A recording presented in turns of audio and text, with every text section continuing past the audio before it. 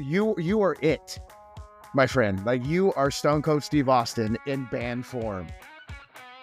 Man, I'm gonna be 6'8", and I'm gonna like, in my mind, I was gonna replace the Undertaker. Like, I was gonna he was gonna retire. Boom. 9.5 months. Wayne. Swing. Yeah. Hello and welcome to Band Yap. I am Alexa Sanchez. I'm Jose Sanchez. And we have a very special guest here. Today we have Mr. Brian Sowers. Mr. Sowers Style. Welcome, Brian. Glad to be here. Well, I mean, Brian, as we like to yap, actually, let me go ahead and ask this question. What is the story behind Sowers Style? Well, that is a long story. So, always say happy birthday, right? I don't say happy birthday. I say happy birthday. And that comes from a pop song from when I was in high school. And it just, happy birthday. And so we joked about it on a bus ride one time. And so it stuck with me forever. And I just figured out I would just put apostrophe after the P and after the T and just shorten it up. So, like, hey, shorty, it's your birthday. And so we always just joked about that. You know what I'm talking about, right? Yes, I Like, do. I'm not insane like... here. Could I name it? No, I can't. But I just remember being on the bus and we were making, like, we were overemphasizing birthday. And so I don't know why it stuck with me, because back then we didn't have social media, right? So, but I just stuck with me, and I thought, well, it's Sowers Style, I guess. And because people are looking at it like, that's really goofy. Why don't you just spell it out? And now, actually, people tell me that it asks for translation, or it gives you a translation of it. So I guess I came up with my own language. I don't know what to tell you on that. Better. Yeah, in the so club. It's 50 cents. It is 50 cent. So yeah, it is. And now that you say it, I remember. But it's just, we were just singing it, and I was just overemphasizing it to the extreme. And band memories. It was either in high school, or I worked a junior high band camp for the first year of college or something. It doesn't matter, but it was with those students and high school students that came back and worked or whatever. But that's the story behind Happy Birthday Sowers Style. Maybe I have to pay. Yeah, that's what we should do. I may have to pay 50 cent some type of royalty now, so I don't know. That's okay. We'll just mute that part. You need to, like, Photoshop Brian's head onto the body of 50 Cent. That's a good idea. We should do that. Coming soon to an Instagram page near you. The Good most mismatched picture ever. Yeah. Well, sorry to interject that way, but can you go ahead and tell us, like, about yourself?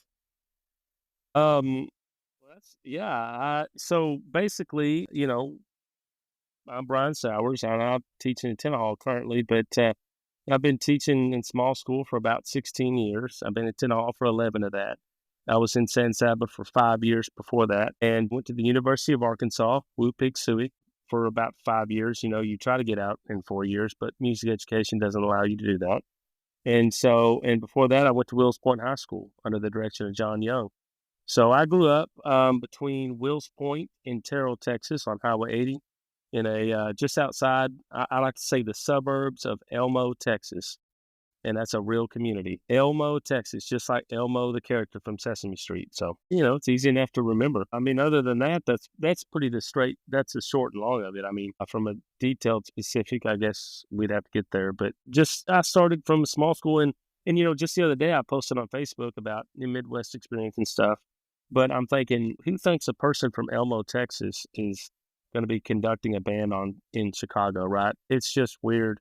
And that's the small school, you know, dream, I guess. And I did not consider myself to be a small school or to be a band director until late in high school. And I always joke with people. I mean, when I was a kid, I wanted to be a professional wrestler, you know, like, that's what I wanted to be. And then I realized I was going to be 5'7", and I was like, that's not going to happen. Okay, Brian, you have no idea.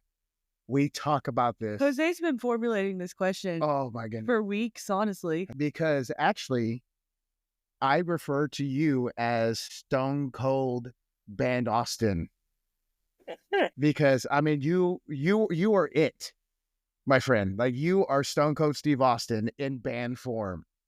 I go, you're running around to these band kids and giving them stunners of experience. Right. Like it is Did great. he's your dream.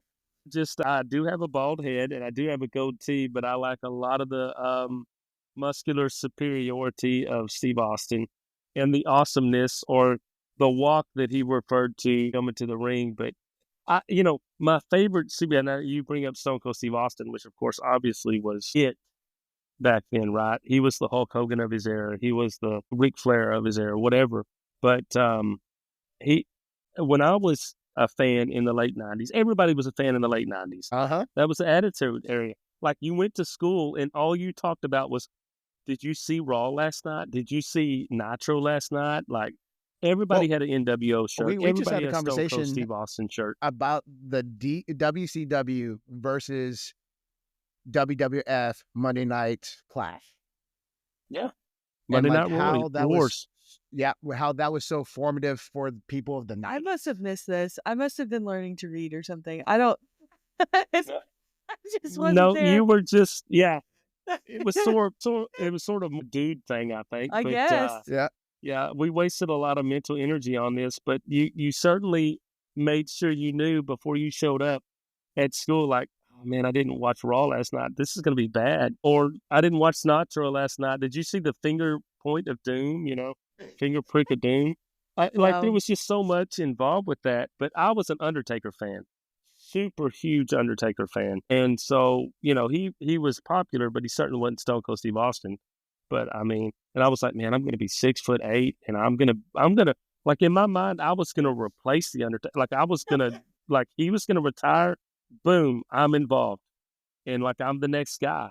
And then I was like 5'8", and I'm like, guess I'll be a band director, So That's the logical second choice. So for anybody listening, Brian has no clue about the episode with Mark. And so this is going to be not heard that one, though. so perfect. So It's a perfect. good segue. Yeah. So you came from a fantastic band program with a fantastic band director. Correct. Well, I mean, I guess that's subjective for certain people, but yes, I mean, it was a solid people are like, no, gosh, I'm from Kent, Texas. Wills Point was trash, But no, yes. So when I was in sixth grade, and I guess I'll go ahead and tell you, I told my mom, I said, hey, I want to be in band. And my mom was like, band? You want to be in band? Like, she was like, it was not the thing to do in my household, right? I did not come from a musical family, but so I was like, yeah, I want to be in band because, your friends are in band, so you're in band. Whatever your friends are doing, you want to do. So little did I know when I'm in sixth grade in Wills Point, Texas, that, the Wills Point band at the time was trash, as the kids today would say. It was not good. I mean, it was Division III, maybe even Division IV, and it was just not solid.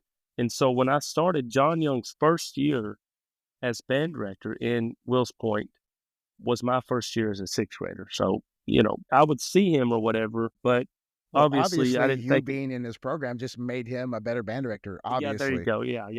Yeah. Obviously I copied his hairstyle, so that I followed his directive, not the other way around. But so he would come down every once in a while, right? And you know how this works, junior high director's always going to have more input or whatever. But little did I know down the road, I found out what he did and how he transferred the program from something that was not good, third division, to, obviously by the time I graduated or the year right after, they advanced to state, which that's a whole nother like petty thing I have. But so like literally the year after I graduate, they go to state. So that's another story for maybe later in this conversation. But he came and his directive from the superintendent at the time is you have 3 years to get a sweepstakes or you're out, and by the third year he got a sweepstakes. And so, and my story sort of follows his later on, a decade later or whatever. But I saw that, and growing up, obviously I'm into wrestling or whatever, or I wanted to be a politician and at one point a lawyer or whatever. So you think about all these career paths or whatever, but by the time I got to high school, about midway through high school, I'm going, and I was terrible at the trumpet, and I got braces really bad. Like it was like embarrassing, and that's a whole nother story for another time maybe. But I switched to tuba my sophomore year, and then I started getting good, and I was like, oh man, I'm making all region and ATSSB. I almost made all state, and I'm like, I'm kind of good at this. And the only other thing I was involved in at that time, other than maybe just doing my academic work and making decent grades, was football. Well, I'm all of 5'8" and like 165, and I'm not fast. I can't throw the ball, so I'm a lineman. And linemen at 5'8" and 165 pounds aren't very good. So, and in my school district, I had to make a choice because we were on a block schedule. You either have to be in band or football or athletics, And I'm like, well, again, I'm good at this and not that. And it was at that time I started to realize, wow, John Young had turned this program that was not good into something that was great. And I started thinking, that's what I want to do. Because I was really involved in like building things like Sim City and The Sims. Like I wanted to make things, create things, and make them better. And, I know that's weird, right? Like Sim City and band directing. How does that fit? But that was my dream. I was not ultimately a great musician or a great player. In fact, when I got to college, I didn't even know all of the concepts of just basic music theory. So not to carry on too long on that, but that's the short and long of the question, I guess. So why Arkansas? Once again, John Young had gone to the University of Arkansas, and a friend of mine 2 years prior that was my tuba section leader when I first became a tuba player, he had gone to the University of Arkansas. So he had come back and said, hey, I'll give you a tour and all that stuff. So I went up there, beautiful campus in the Boston Mountains. I mean, you come down from the interstate, at the time was 549, now it's 49. Coming from Fort Smith, you come down into the valley, and you see the old main campus up on the hill. I mean, it's just beautiful. And I thought, I want to do something different. And I had either applied I had looked at SFA, Stephen F. Austin State University, but their scholarship opportunities at that time were offering me like $200. And ultimately at the University of Arkansas, by the second year, I was making $3,600 a year plus out-of-state waiver, which was $20,000 a year. So I thought, this is where I want to go. I want to try something different. And the University of Arkansas, of course, is in northwest Arkansas, some 6 hours away from where I grew up. And I thought, man, this is what I want to do. I want to get away. I want to do something different. Anyhow, I'll never forget, my parents dropped me off, and my dad said, well, have fun. And he started getting in the car, and he goes, but not too much fun. and that's a memory that I won't ever forget. Later on, it was a great experience. I still tell my kids, though, man, I wish I'd have gone to like TVCC or Tyler Junior College or something first and gotten all my basics out of the way and not had debt coming out of college. But I can never look at my experience at the University of Arkansas and not be like, man, that was awesome. Nothing like marching in front of 76,000 fans, at Donald W. Reynolds Razorback Stadium. And getting to go to all the SEC schools, I got to go to, they call it Death Valley there in LSU. I got to go to Tennessee Neyland Stadium. I literally thought I was I was like, is this a Roman Coliseum? A Tennessee Neyland Stadium, it's just really cool and epic. South Carolina. So anyhow, that was really fun. And so basically I went because my band director had said he'd gone there, and I went, well, let's try it. So band was really the vehicle that gave you all those experiences. Oh, yeah. I mean, I was just floating through. I was just average through high school, academically, below average athletically. And band was like, man, I'm kind of good at this. Let's see what I can do with it. I like leading. I like, because I had rejoined the Boy Scouts like at age 16 after quitting at age 13.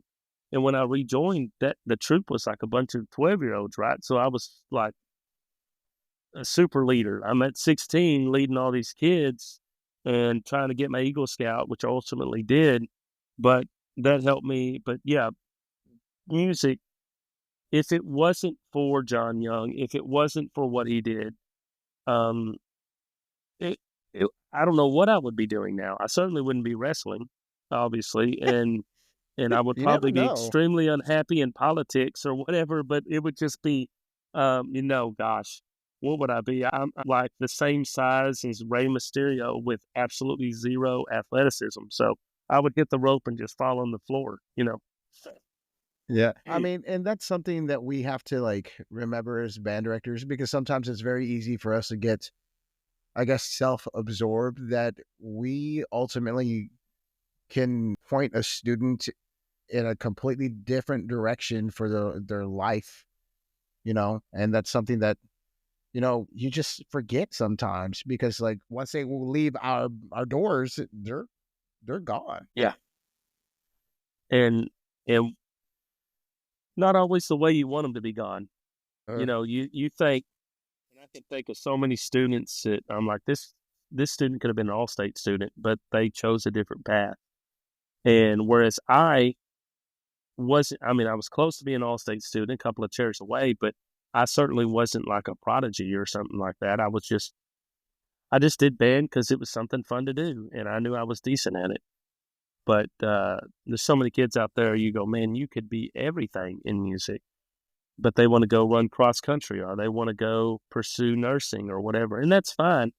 But they think, I just make sure I tell them, look, I'm not asking you to be a music major. I know that that's not maybe not your specialty, but at least be in band and get scholarships and let it help you fund your education. That's my biggest thing. So fresh out of college, you ended up where? San Saba, America. And so, Saba. which is 10 hours away. So I live and grew up 6 hours away from the University of Arkansas. I go there in my 1970 Torino, which I still don't know how I made it. And so I'm there, and then I leave Arkansas, but I knew when I graduated the University of Arkansas that I was not going to stay in Arkansas.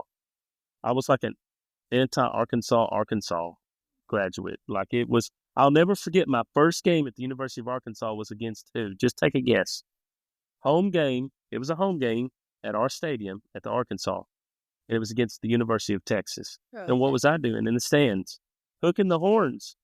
And I almost got destroyed. Like my friends are like, dude, you can't do that. You're at the University of Arkansas. And I'm like, but I love Texas. Anyhow, so I guess that predicated my experience later. But when I graduated, I knew two things.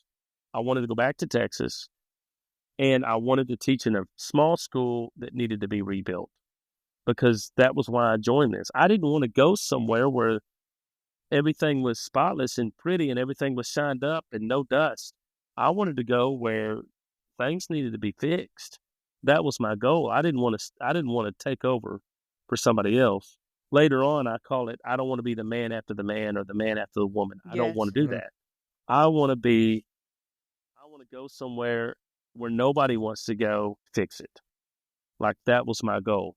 So I applied for this random town, which I didn't know. I didn't even know Texas existed west of I-35, right? Like I grew up, like I was like, Fort Worth, that's West Texas. Like that's pretty much like the desert. Like in my mind, like I grew up 50. That's what happens when you live behind the pine curtain. I know. Yeah. And listen, in Wills Point, Terrell is right like 50 miles east of Mesquite, right? Of course, I'm listening to John Schreiber's podcast not too long ago, and of course, he grew up in the Mesquite area, right? And I'm thinking that's where El Phoenix is. In my mind, that was where El Phoenix was in County Small. Like that was the biggest thing, and we were 50 miles or so from there. So I didn't grow up that far. I really grew up from the outskirts. And now Forney, when I was growing up, Forney was like 3 flags and a fake like Statue of Liberty. Like that was all Forney was. And so, but now it's like this huge bedroom community or whatever.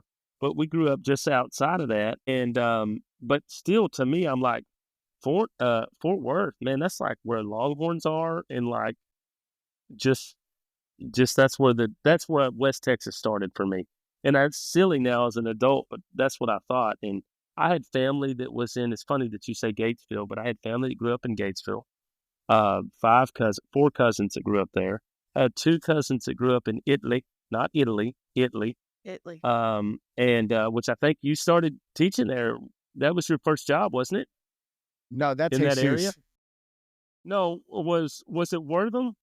Was it Wortham you started? Rosebud Lot. I started Rosebud Lot, but then I ended up at Wortham, and that's, I believe, Wortham, where you and I kind of connected. Correct.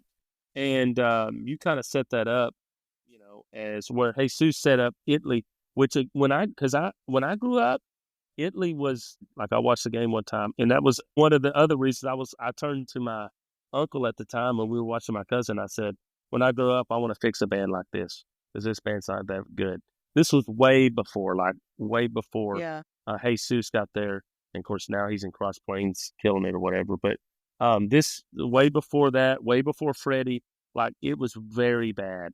And I was like, this is why I want to be a band director. I want to fix kids like this. And so, but I had two cousins grew up there. So, but that was I-35, right? I mean, really, let's be honest. Gatesville's a little bit over in West Texas, but I didn't know anything other than that. So when you talk about San Saba, Texas, to me, I'm like, where is San Saba, Texas? And little did I know that a lot of people know where it is because of hunting.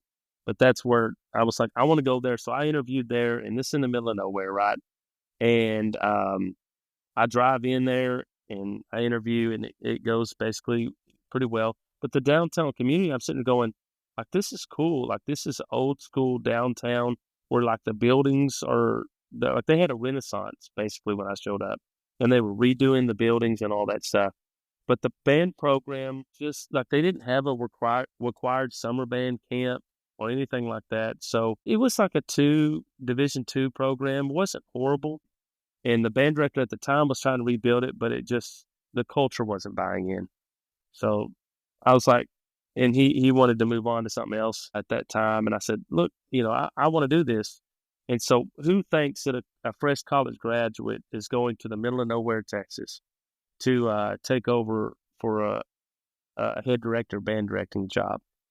And so many people, including John Young, was like, dude, he didn't say dude, but he was like, hey, man, why don't you think about taking an assistant job somewhere in a bigger school district and learning from a head? No, I want to go do this, and I can do this.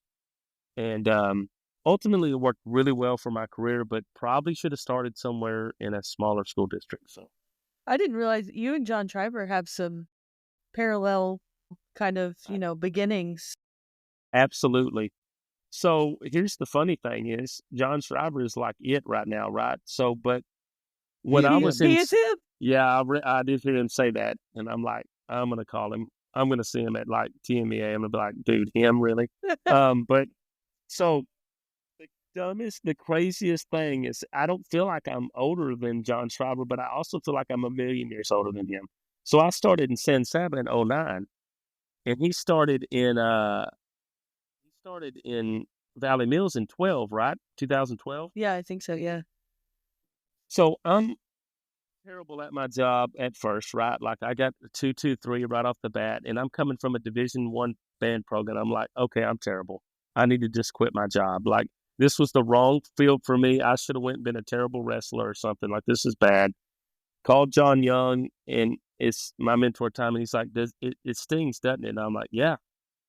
And he's like, well, you got to get up tomorrow and do your job still. And I'm like, dude, that's terrible. You don't make me feel better at all. Like I was just in an SUV like 30 minutes ago wondering if I'm in the right career.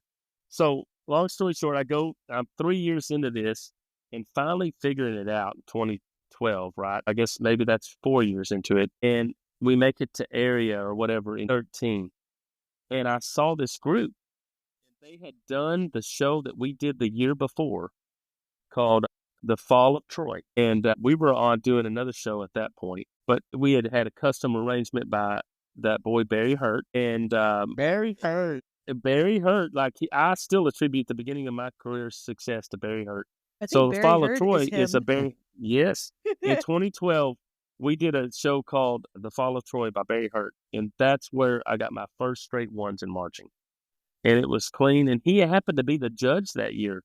And he was Wow. like, I've never seen, he called me up like 2 months after that. And he was like, man, I'd never seen visuals done for that show like you did it. He's like, I'd like to write a show for you in your band. I'm like, okay, cool. So fast forward 2013, we're at area and we're marching the show at the time called Event Horizon. It's custom written. And I'm talking to my kids. I'm like, guys, you did good. Da, da, da, da. And I hear in the background, I'm like, is that The Fall of Troy? And I'm like, they're doing the exact same dynamics I did. Like, I turn around, I'm like, what is this band? And there was like 3.5 kids out there. No, I'm joking, but it was like 25 kids. And I turn around and I'm like, and my kids are like, this is what we did last year. And I turn around, I'm like, who is doing this? I'm like, man, that sounds good. And I start doing some research in like Valley Mills. I'm like, they got like a 4 the year before. And I'm like, who is this person? And he got a 112. And I remember calling another mentor of mine at the time, there's still now, Dale Stelzer. And I said, this guy, John Shriver in Valley Mills, I'm just going to tell you right now, and I swear to God, I'm not making this up. I said, he's going to be a state champion. Like he is it. And He is him. Yeah. I mean, he apparently was. And so I I said, dude knows what he's doing. Like I've never seen somebody, because I knew he was new, because of course, what do you do? At your competition, you're like looking up Texas music forms. Oh my God, he turned this program around in 1 year. Yeah. He was alternate to state or very close. And I'm like, man. And so I want to say I was the first one to predict that he would be a state champion. I still tell him that to this day. And then later on, he was state champion. So, but yeah, that's sort of the short. I mean, San Saba is a wonderful community. I really enjoyed my time there. The only reason I know about that community is because there used to be this video game on like computers where you could play like a poker game, and San Saba was one of the tournament spots. That's the only reason I knew about that. The reason I have always heard San Saba is because I think that's like the westernmost area that our like news station covers. Mm-hmm. So when I used to watch like the severe weather broadcasts when I was a kid, I feel like that's always like the county that's listed as San Saba. Yeah. Did you grow up in the Austin area then? No, I grew up outside of Waco, Axtell. Yeah. So yeah, it would have been. Yeah, probably so, because, and then at that time, now I realize that pretty much San Angelo is where West Texas starts, really, in my opinion, at this point. Yeah. That's like the border. But it's, a lot of people know it from being a hunting community. Like a lot of people know it for being really big into hunting. And I know that now, but at the time I was like, where am I going to interview? Is it technically in the hill country? Is that kind of where? It is. Okay. It is. Yeah. I think it's one of the I think Brady might be the westernmost hill country town. Okay. I'm not sure, but Hmm. it's That's what I certainly, thought. yes. San Saba is a hill country town, and it's also like the pecan capital of the world. So Oh, that's what it's I known didn't know for. that. Is it Yep. pecan or is it pecan? No, don't say pecan. Why would you even do that? That's like Toucan Sam. Like, don't Pecan Sam.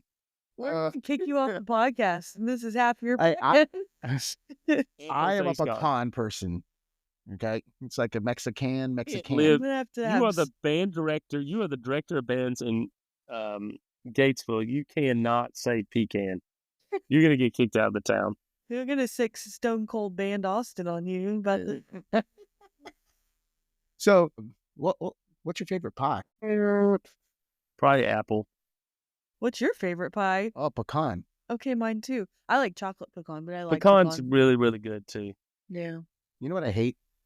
Like, let me think about it. Key lime pie. Oh, Yeah. See, I was still Make right, the but that's not what same I wanted sound. to say. I cannot get behind pumpkin pie. I know. I just can't. I like pumpkin pie fine. I don't like key lime Whipped pie cream. either. It just seems like we're 3 peas in a pod here, though. With Yeah, the I think key it's lime. the spice. I think it's the I spice guess. primarily. You like Pumpkin? cinnamon and stuff, though. Yeah, and then the pumpkin, he doesn't. I mean, when that season comes in Starbucks, I avoid Starbucks. I know you don't. Like, I'm just like, I can't stand You it. don't deal with that. That's just me. But I don't drink coffee, so I wouldn't have had that. I wouldn't be able to survive like that. No. I live off Coke Zero and like That's right. Monster Zeros. It's not good. Do you drink the white monsters? Yes. That's what Jose drinks. Yeah. Shout out Zach Santos. 100%. Our life has been shortened at least by 12 years Yeah, by drinking those. you guys are the same. Coke Zero, white monster. In Yep. 6 years, it'll come out that it's the most cancerous product we've ever put in our body. Yet I will still drink it because Yep. there's nothing that gets me going quicker. He's got a stockpile going. Marching season, White Monsters. So, what led you to leave San Saba? Saba.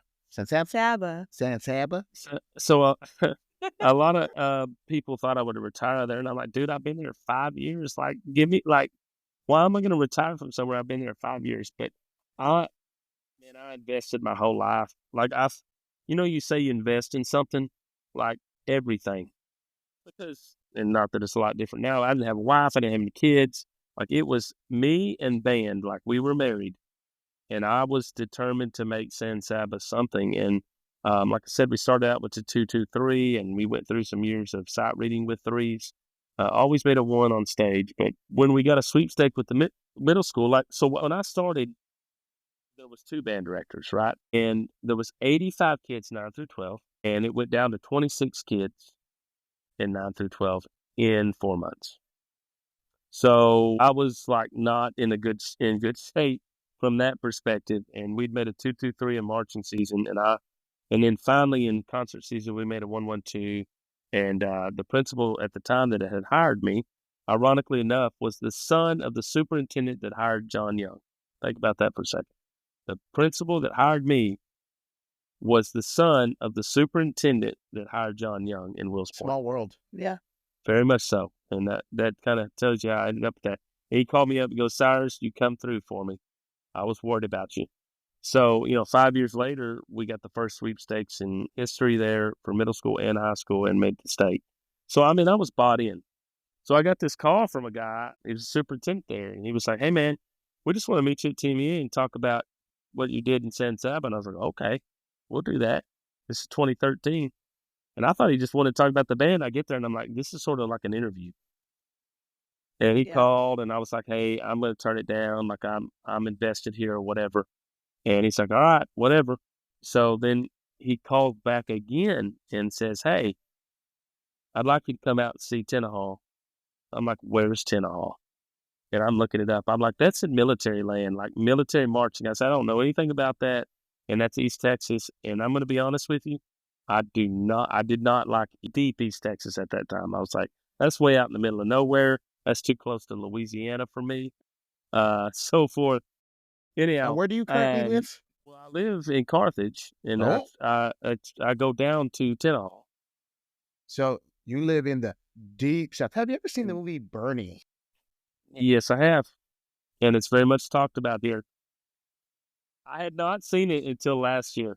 I've been at Tenaha in the Carthage area for 11 years, so, but yeah. So it's talked about still in the town. What is the lore of that, like in the community? They talked about how much of a good guy he was, and they could not believe it. And now it's like, we don't want to talk about it. Yeah, I bet like it's bad. Yeah, it's not good. I actually know people that knew him. I know people that were one of the cops that worked he's one of our resource officers now in Tenaha. He actually worked in and around the case. And he said he was involved with his wedding, sang at his wedding, everything. So yeah, it's pretty intense. Wow. That's nuts. I basically came to Tenaha because they wanted to, they had gotten a 3 the year before. And, the guy that was in charge really wanted to be middle school, which is now in a middle school band director and doing a very good job. But they wanted to switch to core and so forth. So I was like, and I turned down that job 3 times in Tenaha, and it was a 100% pay increase basically. And I didn't have any assistant band directors. And then there was 2 assistant band directors, charter buses, which are used, which is a conversation for maybe later. But, and I was like, man, I want to take on the challenge. I want to do it again. I want to take over a program that needs to get back on top. And because Tenaha was good, and the band director before me had done good. It was a really bad run in a very cold region contest the year before, and it was unfortunate. But they just wanted to change directions. He wanted to change, I think. And I was like, yeah, well, let's try this. I was like, I want to take on the challenge of doing something I've never done before. And for a long time, I regretted it. For about 2 years there, I was like, why did I leave a state competing finalist band that I had built from the ground up to take over a band in the middle of nowhere, East Texas? I'll never forget a friend of mine, and I'll say Danny Roshaber. You know Danny and John Roshaber? Yes. At the time, they were in Fredericksburg. I think the world of them. And Danny said, I don't want you to go over there and ruin your career. Later on, I called her up and I said, well, I guess I didn't do that. But at the time, and she still is a mentor of mine, her and John, and had it play in the back of my head, you're going to ruin your career, you're going to ruin your career. And I'm over here going, maybe I ruined my career. I should have stayed in San Saba. So now I think to myself, what would have happened if I stayed in San Saba? Who knows, right? John Schreiber would have still been kicking my butt. But other than that, so what would have happened if I stayed in San Saba, and would I have made it to Midwest and honor band and stuff and won a state championship in march band? I don't know, but it was the time there. It was pretty rough. So, real question: is there a DQ in Tenaha? No, there is a DQ building that I think used to be a DQ that is now a donut shop. That's kind of what John said too. He thought Burger and Walk used to be a Dairy Queen, but that's crazy. Yeah. Small town America where we either have a DQ or we used to have a DQ. Yeah, we didn't even have a DQ. We just had a post office and a store that you could buy. It was like it wasn't even a convenience store, but half of it was a bar. So everything in the store smelled like smoke. Like if you bought whatever, a bag of chips, it tasted like cigarettes. So Back when you could smoke. yeah. So that's all we had. We didn't have a Dairy Queen. Now they have a Dollar General, so they've moved up in the world. Yeah. We didn't even have Dairy Queen or anything. Just a post office and a bar / not even convenience store. What's your DQ order? Blizzard or otherwise? For me? Yes, sir. I'm still a chicken strip guy, and I love the gravy from Dairy Queen. And the chicken strips are bad. But I'll tell you one thing from DQ that many people don't think about is their tacos. Their tacos are pretty good. And their nachos, I don't know, it's something special. But let me tell you, the weirdest thing I've ordered from Dairy Queen before, which, by the way, they have one in Carthage, but I rolled down the window, I'm like, okay, I want a hamburger, but I don't want hamburger meat. And they're like, what? And I was like, I want you to put taco meat on the burger. Oh. And then put shredded cheese on top, on a bun. And they're like, what? And I'm like, I want taco meat on a bun. Because I had seen it before. It kind of goes back to watching Roseanne and the loose meat sandwiches. But yeah. It's really good. It's really good. And they won't do it for me anymore. And so it makes me want to just go in and be like, just give me the taco meat in a bowl, in a bun. My mom and I talked about the tacos the other day. She went on a long rant about the tacos at Dairy Queen. So that's funny. So I was down in Corpus this past week, and I went to pick up a country basket and 4 tacos. You went to Dairy Queen and didn't tell me? I'm sorry. That's not Where good. did you go to Dairy Queen? This right off the road next to my grandmother's. In Corpus? Yeah. This is sort of like a domestic dispute right here, but a discussion. I didn't know that this happened. Part of it. Welcome, Brian. Yes. And as far as blizzards, I like Heath blizzards, Heath bar blizzards. Good choice. It's got the caramel, and they really are. Not many people get it. But yeah, so no Dairy Queen in Tenaha, Texas. The Dairy Queen has been overtaken by the donut place. It may or may not have a water leak in the back. So can you tell us about how you transformed that program to what it is now? Well, when I got to Tenaha, again, I turned the job down 3 times.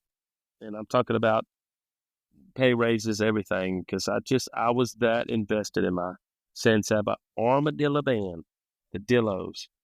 I was all about it. And I cried like a baby when I told those kids that I was leaving. Could barely talk. But so when I got there, they had sort of in 2005, reversed a little bit further than that. The Tenaha did not have a band before 1987. Whoa. Maybe in the 40s, and then they disbanded it. In fact, Denny Whitley still tells me to this day, he was the band director in Timpson, Texas, down the street in 1976. And he said he was at a homecoming game with Tenaha, and they didn't have a band. And the superintendent walked up to him and says, we don't have a band and we don't want a band. You want to buy the instruments from us that we have? From the 1940s. So that's where Tenaha has come from, the roots. And then finally they built the band hall in 88 and started kind of a sort of a band. But in 2005, Don Fallon took over and he wanted a band. He was determined that he would win a state championship. And people laughed at him, right? I mean, why wouldn't you laugh at him? And so he hired some people, and they kind of built it up. And Rhonda Daniel, she's in Longview now. She's director of band in Longview, Texas. But she had been there, and she was there from 2005, 2009. And she had taken them to state 2 times and got them. So she kind of got it started. And then Chris Conway took over, and he kind of kept it going for a little bit. But I think Chris Conway prefers middle school band a little bit more. I've talked to Chris a lot since then. And so I don't know if that's where he wanted to be or not. And so then after that, I took over. So it had kind of just leveled off for a little bit. And when I took over, they said they wanted a corps style band. I'm like, you do realize you're in the middle of military marching band land, like all 4 corners around Tenaha. And I'll never forget, I took over, and I felt like I was in an island in the middle of nowhere. And I had 2 supporters initially in East Texas, Rhonda Daniel, which at the time was at Timpson, and Doyce Grant, which runs Tatum Music. And they said, hey, what do you need? We'll help you, whatever. But I'll never forget when I was being interviewed, and I said, well, what do you want from Tenaha? And they said, we want a state championship. And I'm like, okay, well, that's cool. But what realistically do you want? And they're like, no, we want a state championship. This needs to happen. And I'm like, you do realize that the band didn't do great in the fall, but I said, they're a military band, and we're switching to corps. Last year, they didn't make a first division in the military, and now you want to win a state championship in corps? I'm like, oh, okay. In my mind, I thought, I'll bust my butt to do it, but I don't know if it'll ever be possible. And I still think back to that conversation because they said it, and it embedded something in my head that was like, if I fail them my whole career, like, I need to do this. But I don't chase medals. I don't chase championships. I just work my butt off. And I I just want to do better than I did the year before. And I was not going to fail, despite failing several times after I took the job. But, and then we have the saying, it's not okay to be okay, which that's a whole story behind that. But that's a personal philosophy. Like, I feel like I'm mediocre, and I fight to not be mediocre. And so ultimately that push led us to, and it's escalated so much lately. And, but early on, it was just a fight to not be second division. In all honesty, it was a fight to not be second division.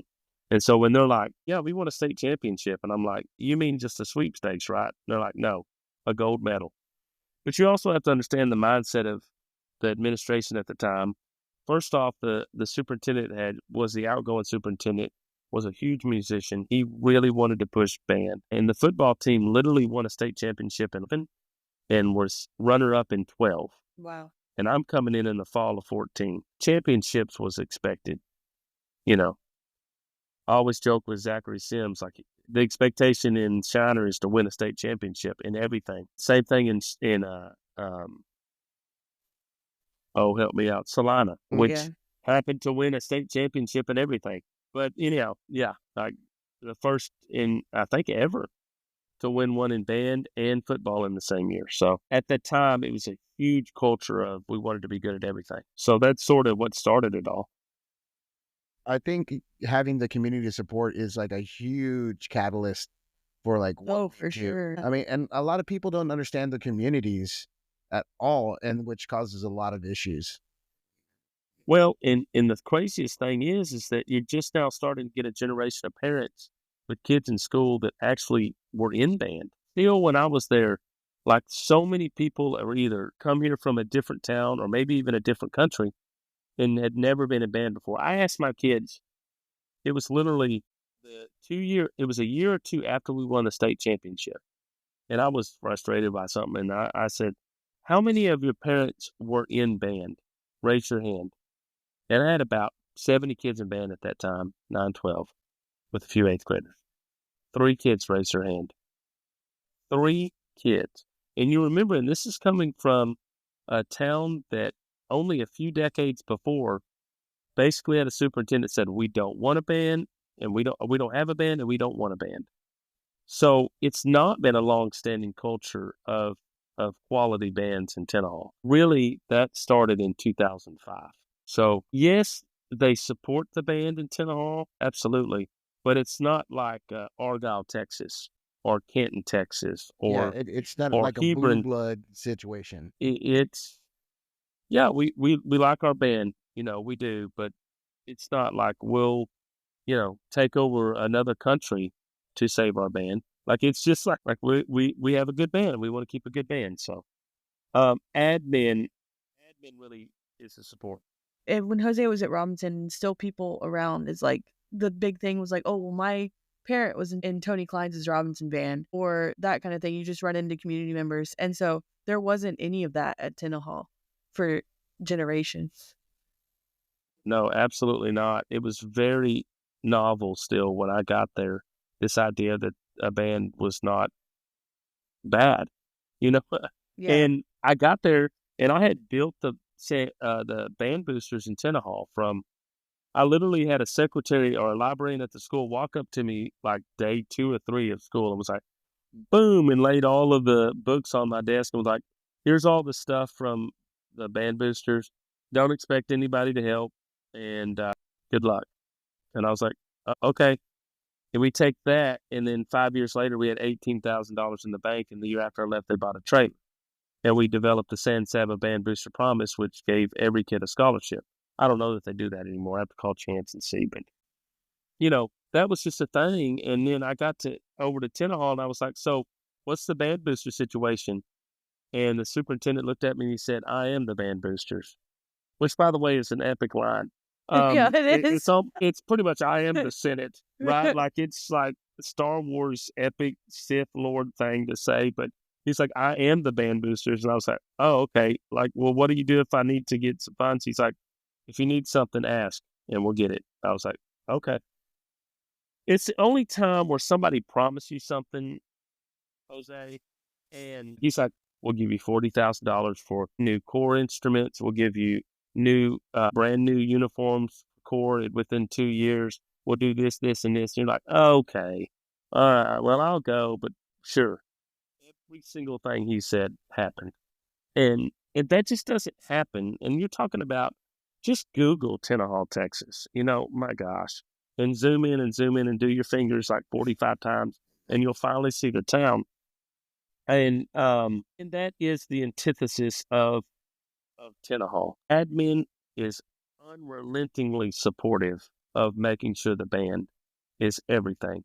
Parents are like, well, as long as it's good, because they didn't understand at the time. So many of the parents have not had kids in band. Now, in my 11th year, it's a little different because you have siblings, and those siblings are pushing the younger kids to do it. And the parents are like, yeah, you got to do it because your brother and sister did it, right? But it took a long time to get to that point, and you sort of have to fuel that from a place that wasn't there at the time. But yeah, no, I mean it's taken some time, but once it gets going, it's just rolling. Man, that's pretty interesting to know just kind of the history of that and like how you've helped push it in that direction. You have some interesting facilities there, don't you? I do. So I'll never forget when they were interviewing me or showing me. I realized it was an interview at tmea in 2014. I was like, wait, this is an interview. But they're like, hey, look at this. This is our charter buses that we have, which, by the way, are used. So you're like, oh, charter buses. And I've you're like, seen no, those in your pictures. Yeah. yes. They're like, oh, cool, charter buses. Like, no. Used charter buses. Used charter buses. Like the air conditioner went out like day 3. And you're like, being in a charter bus without air conditioner is like no air. You're like, just let us pull over. Bust the window out. I don't care. It's horrible. So he's like, here's our charter buses, and here's our high school, and here's our big like gym that's called a special events center, and it was really nice, like an arena. And I'm like, okay, cool. Where's the band hall? And they're like, oh, we don't have any pictures of that. And I'm like, red flag, right? Like you're like, it's like a bad online dating profile. You're like, well, that's a basketball, but like, where's the band hall? So, but the band hall's pretty good, but the SEC is really nice. And I guess you kind of bring up the facilities from a standpoint of, I was like, back in San Saba, how do I explain this? When I first got there in San Saba, they did not have a required summer band. Okay. So we're going to do it. We got to have a required summer band. And it was between football practices. Football practice went from 6 to 9 a.m. in the morning, 7 to 10, and 6 to 9 at night. They're like, you can have the time between. So I'm marching outside from 12 to 2. The best time. Yeah. By year 3, I'm like, I can't do this anymore. So we rented the Civic Center and we put down tape from the 35 to 35 in front has the front sidelines. And that's where we marched. Well, fast forward to Tenaha. They didn't have turf. They don't have a parking lot. There's no grass. I mean, there's grass, but there's like, have you ever tried to mark dots on grass and try to keep it? I'm sure you have and word them and so forth. But it just is awful. I was like, you know what? I called a digital performance gear up and I was like, hey, you could put like a solar system on a tarp, right? Well, yeah. I was like, can you put a football field on the tarp? They're like, yeah, but we've never had that done before. I was like, well, I want a UIL football field on a tarp. Can you do that between these dimensions? Yeah. And so I guess we were the first one to ever do it. Now like a bunch of people do it. I know. Yeah. Well, it all came from necessity. It wasn't, it's hot outside. It was like my field's not marked and it's August 1st. Like I have to put drill on. And but now a bunch of people have it. And I'm like, man, I should get like a royalty for that. You should. Yeah. But I started sending emails. To pay Brian Sowers. Yeah. Sour style. Sour Sowers exactly. Designs. Just put it. So anyhow, but you bring up facilities, but the SEC is so perfect because it's like walk 10 feet and you're in it. And so we'll use that for marching. And I'm over there with the brass marching and using fundamentals. And Shannon is over there running woodwind rehearsals in the music. And then we flip. And it's just really been nice to have. Other than that, I mean, we don't have turf. You know, our football field is called the Pit, and that's a reason because that's where all the water goes in the town. Nice. It's straight there. But no, I mean, it's a beautiful high school on the front. You know, if you've seen pictures of it, it looks like a college, an old school college. But anyhow, you brought up facilities, and it brought me back to the tarp situation that really started from way back in San Saba, where I was like, I can't march outside from 12 to 2 or these kids are going to die, you know? Yeah. Anyhow. That is absolutely crazy. That is crazy. I mean, seriously, you should send an email and be like, hey, I deserve no, I need some kick. They need to call it the Sowers tarp. Like the lined ones that they sell. I mean, we've talked about getting one. Brian's name on it, yeah. Jesus got one. Jesus over in Cross Plain, you know, he reached out to me. Yeah. See, inspiration. Yeah. Frankston has one now, and I'm trying to think of all Millsap, I think, may have one. Or they talked about getting one. Yeah. Well, here's the one that was the first really one to imitate us. Was Rivercrest. Which, if you know anything about 2A lately, they're pretty freaking good. They're pretty good. They are. And again, like John Shriver, I met Elliot in 2021 at a OPS listing, and he was just now getting into head directing at Rivercrest. And remember, Rivercrest is a 3-3. It was like an absolute copy of what John did in 2020 or 2012 or 2013. And so I'm talking to him. He's like, hey, you don't know me, but I know you, and blah, blah, blah, blah. And I was like, oh, okay. Well, it's nice to meet you and everything. And he's like, and this is before we won the state championship. That was the year we won that fall. And we're at TBA that summer. And he's like, well, here's the show I'm doing. And here's the like all the props. And here's the show tops we're doing. And we're doing this. And he's like, here's your tarp. We're buying one of those. And da-da-da-da. And he's like, my goal is to like beat you eventually. And I was like, oh, okay. And he was being playful about it. Don't get me wrong. Elliot A.O. in Rivercrest is super like humble and stuff. But he was like, we're going to, like, my goal is to get to your level. And I was like, boom. I went back, swear to you, went back and met with the other two directors in Tenaha. And I was like, this guy, Elliot, is going to beat our butts in about 3 years. Like, well, what do you mean? Well, I said, just know, take my statement. In about 2 or 3 years, he's going to be well past us. And in 2024 or 2023, he was. Hey, 3 years later, was state champion. So We need to get Brian a crystal ball. Yeah, I know, man. To place bets. I mean, that's the man. Call it. I mean, I'm When I awful. see it, like that stuff. I see it, and and you just know, you can just hear and you can just see what's going on and go, that's different. That person shouldn't be doing that at their age, and they are. They're gonna, because not everybody wants to teach in a small school, certainly not in 2A. But so when you hear a certain sound, you go, okay, they know what they're doing. Yeah. And I really thought that way of John for a long time, that he was a mover and shaker in the field. I still do. And that's the way I feel about Elliot Ayo. When I say in the field, I guess I mean 2A. Yeah. You realize, Jose, that I won in 2021 with no color guard, no marching drum line, a placed drum line in the back, and no fluff. And this year, he forced me to basically go get a color guard. I was like, I want to do this. Like, I won without it. I don't want to have a color guard. But Elliot has pushed 2A division to a whole new level. And it was only a matter of time. But now I'm playing catch up. Like, I'm trying to evolve and stuff like that. And so whereas he was mimicking a lot of the things Tenaha was doing to make Rivercrest better, now it's kind of flipped in the marching side. So I think pretty highly of him. That's interesting how that works. Yeah, I mean, we're all students, and the moment you decide not to be a student anymore is like the moment you become extinct. Yeah. And I talked to you. We were doing a judging gig. Was it Region 7? Yeah. Yeah. And we were talking, and you were showing me all the stuff you were doing at marching band, and you were kind of telling me we're taking it to the next level this year. And I love the decoration on your field with all the colors that came off of I think it was flowers. Mm-hmm. Yeah. And you had told me we're really evolving. You said we're taking that next evolutionary step. And that's the way it is. But at some point, it feels like the beast is starting to take over. Yeah, it gets a little overwhelming at time. That's for sure. I mean, I told this several people.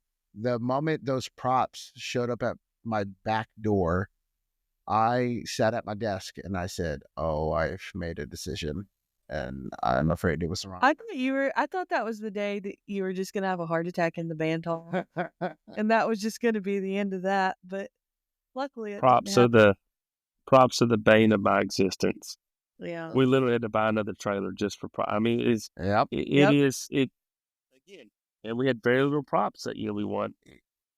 That's how much marching band he has evolved in 2A in that short amount of time. That is a short amount of time for all of that change. And I call Elliot all the time. I say, I blame you for everything. If you're upset because we're spending more money, if you're upset because you have to buy more stuff and carry more trailers and carry more crap, I said, that's your fault, dude. Yep. I was content with winning with nothing else. Like, we weren't spending nothing. We were just playing instruments and marching, dude. And anyhow, but it's been fun. I needed to grow.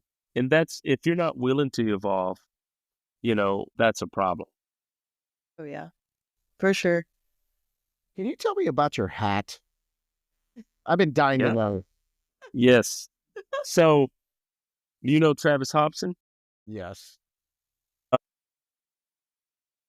I went to a San Angelo marching festival. I did not have the band in it. It was 2010, I think, maybe 2009. And I looked out there and I saw this guy with a cowboy hat on. And I'm like, that guy's a boss. And his band was really good. Well, it was Travis Hobson with the Wall High School Band. And the Wall High School Band was it in that classification back then. Super clean marching, super clean playing, dynamics to the moon. And I said, man, that's cool. And I really didn't think much about the hat, to be honest with you, but I was like, man, that's cool. And then Tommy Perkins had a cowboy hat. And I'm like, I guess this is the thing in this area. Like, you got to wear a cowboy hat. Well, at the time, I was like, whatever. I'm not a hat guy. I've never been a hat guy. And it's silly that you bring this up, but I really didn't like ball caps. And if you can believe it, when I was in high school, I was super, obsessed with making sure nobody messed up my hair. If only I could see in the crystal ball then, right? Which my head is pretty much a crystal ball now. But at That's the time, what it I was like, is. my hair That's was why he knows super perfect. everything. My hair was super perfect combed in high school with hairspray. And if somebody touched it, it would just like stick up and not ever be able to be fixed the rest of the day. And I'm like, don't touch my hair. Well, so my hair just went away. I guess I got so scared of being touched. I like lost friendships over people touching my hair. So when I was younger, but fast forward, they're all wearing cowboy hats. And I'm like, maybe I should get a cowboy hat. Well, I put on like a cowboy hat and I'm like, this looks like a bucket on my head. Like this does not look right.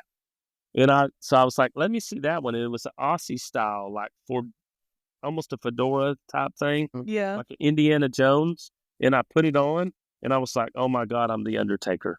Like, so it was like a whole mix of, I wanted my own thing. And I guess maybe that's where sour style really started too, other than the hat birthday thing, is I was like, they've got cowboy hats, but I've got a cowboy hat and it's my style. So I was like, I got to fit into this Central Texas, West Texas vibe. And so I got to get a cowboy hat. And so I started wearing it to games and stuff. And then that year we made straight ones. It was because of cowboy hat. And we made the state the next year when we were eligible to, because, it was every other year back then. I was like, it's a cowboy hat. We made finals. I was like, it's a cowboy hat. And anyhow, so Travis Hobson to this day doesn't call it a real cowboy hat. He says, Cyrus, you need to get a real cowboy hat. I don't know what that is, but it's like, I'm like, dude, let's let me alone. So anyhow, so it was sort of the Undertaker, but also marching band people that were really good at the time, and merge all that together, stir it up, and add sour style to it. Boom. You said to Photoshop his head on 50 Cent. I think it's going to have to be the Undertaker. At this point. It might, either one would be pretty hilarious. And so Both. really between that and like, if you see me, and I'll put this down for a second, I know you can't see it on video right now, but this is really what you see 98% of the time, and that's sunglasses on the top of my head. So I used to just take the hat off, put my sunglasses on, and I wear my sunglasses almost every day just so when I go outside, I can immediately put them down right. Well, two things. First off, when you do that, you have huge dents on the top of your head for where the nose pieces sit.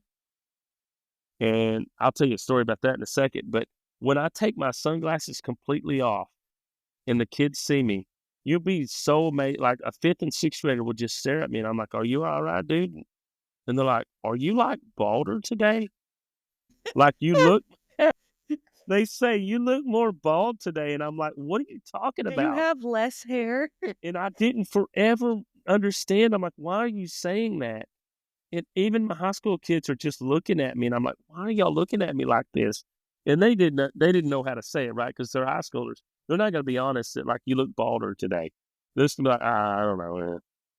And I realized when I didn't wear my sunglasses to class, kids thought I was, like, they realized I was bald. I don't know why that changed it, but so I'm identified by my sunglasses and my hat.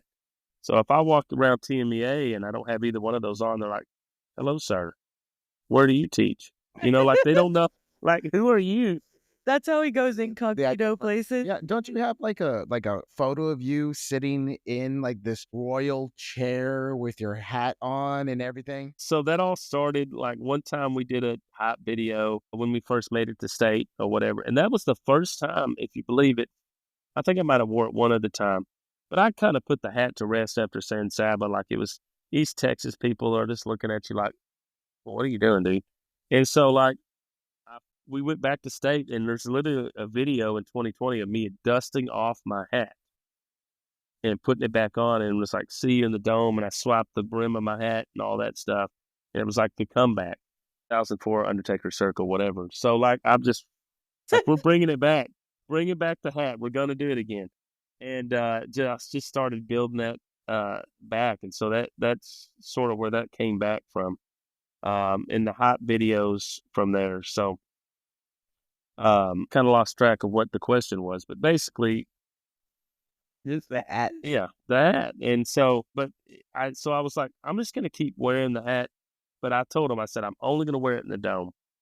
Okay. Like, you have to make it back to state for me to put the hat back on. So now I'll wear that area, whatever. But ultimately, now I kind of wear it because I don't want to get my head burnt. Because when my head gets burnt, it's like a huge tomato. And I'm like, I don't want to die of head cancer. Like skin cancer on the head. Yeah. It really is a thing, man. Like I'll never forget, that was one of the reasons I got a hat, because I started shaving my head, and Travis Hobson was like, "Dude, you need to get a hat.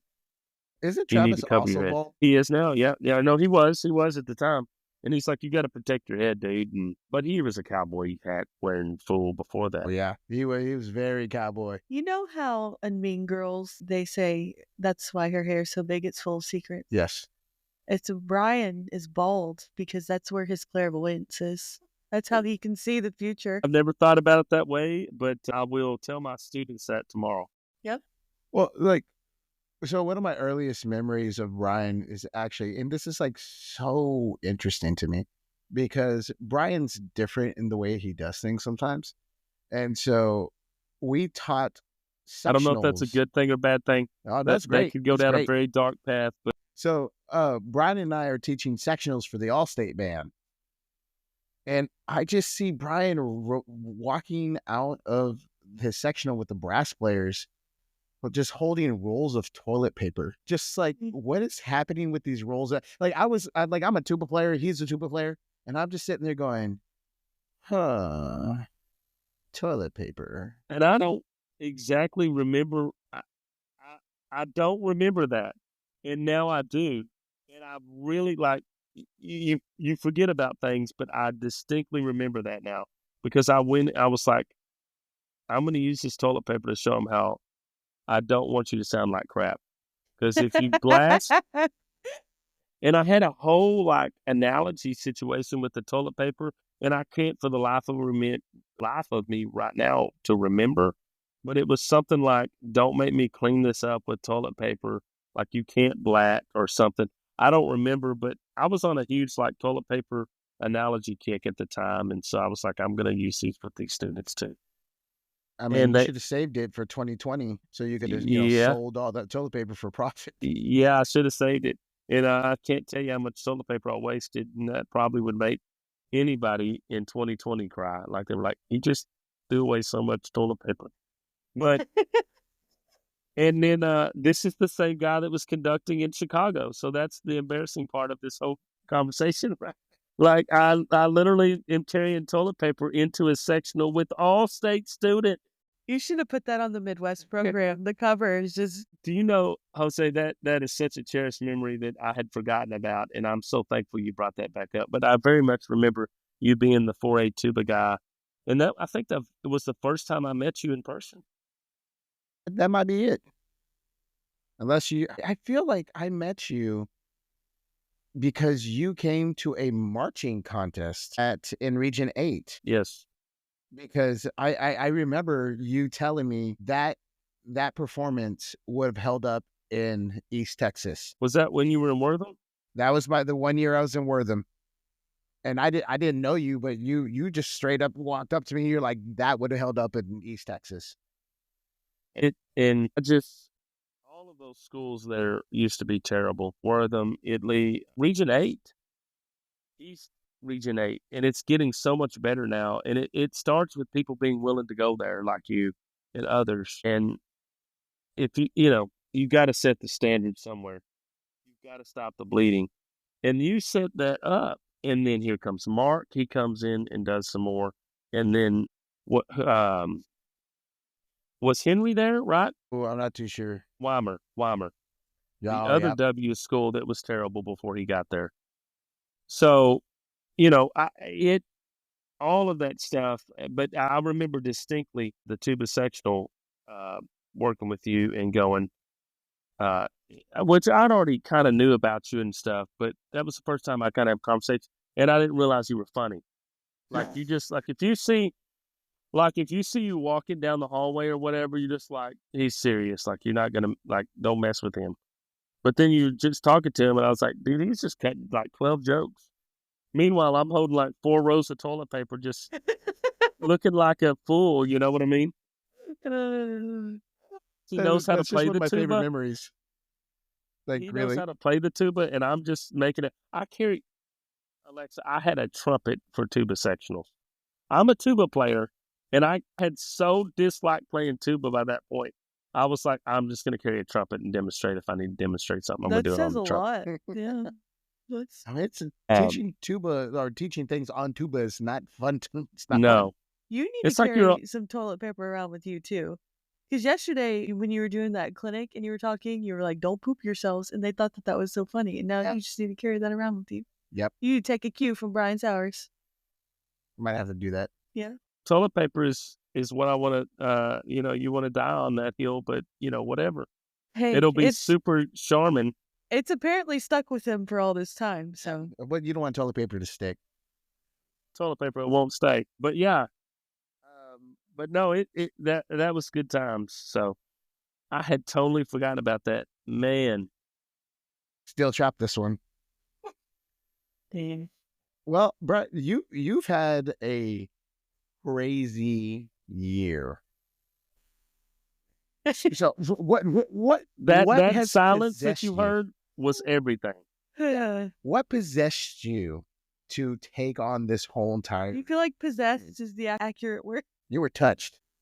Yeah, and something, I don't know what it is, but it all really started building back in 2021 when we won the state championship.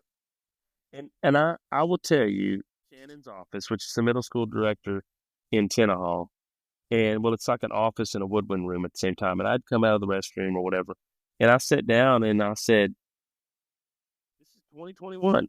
I sat down and I just flopped down in the chair and I said, "Shannon, I feel like we're good band directors. So I feel like I'm a good band director, but I don't think I'll ever be a state championship band."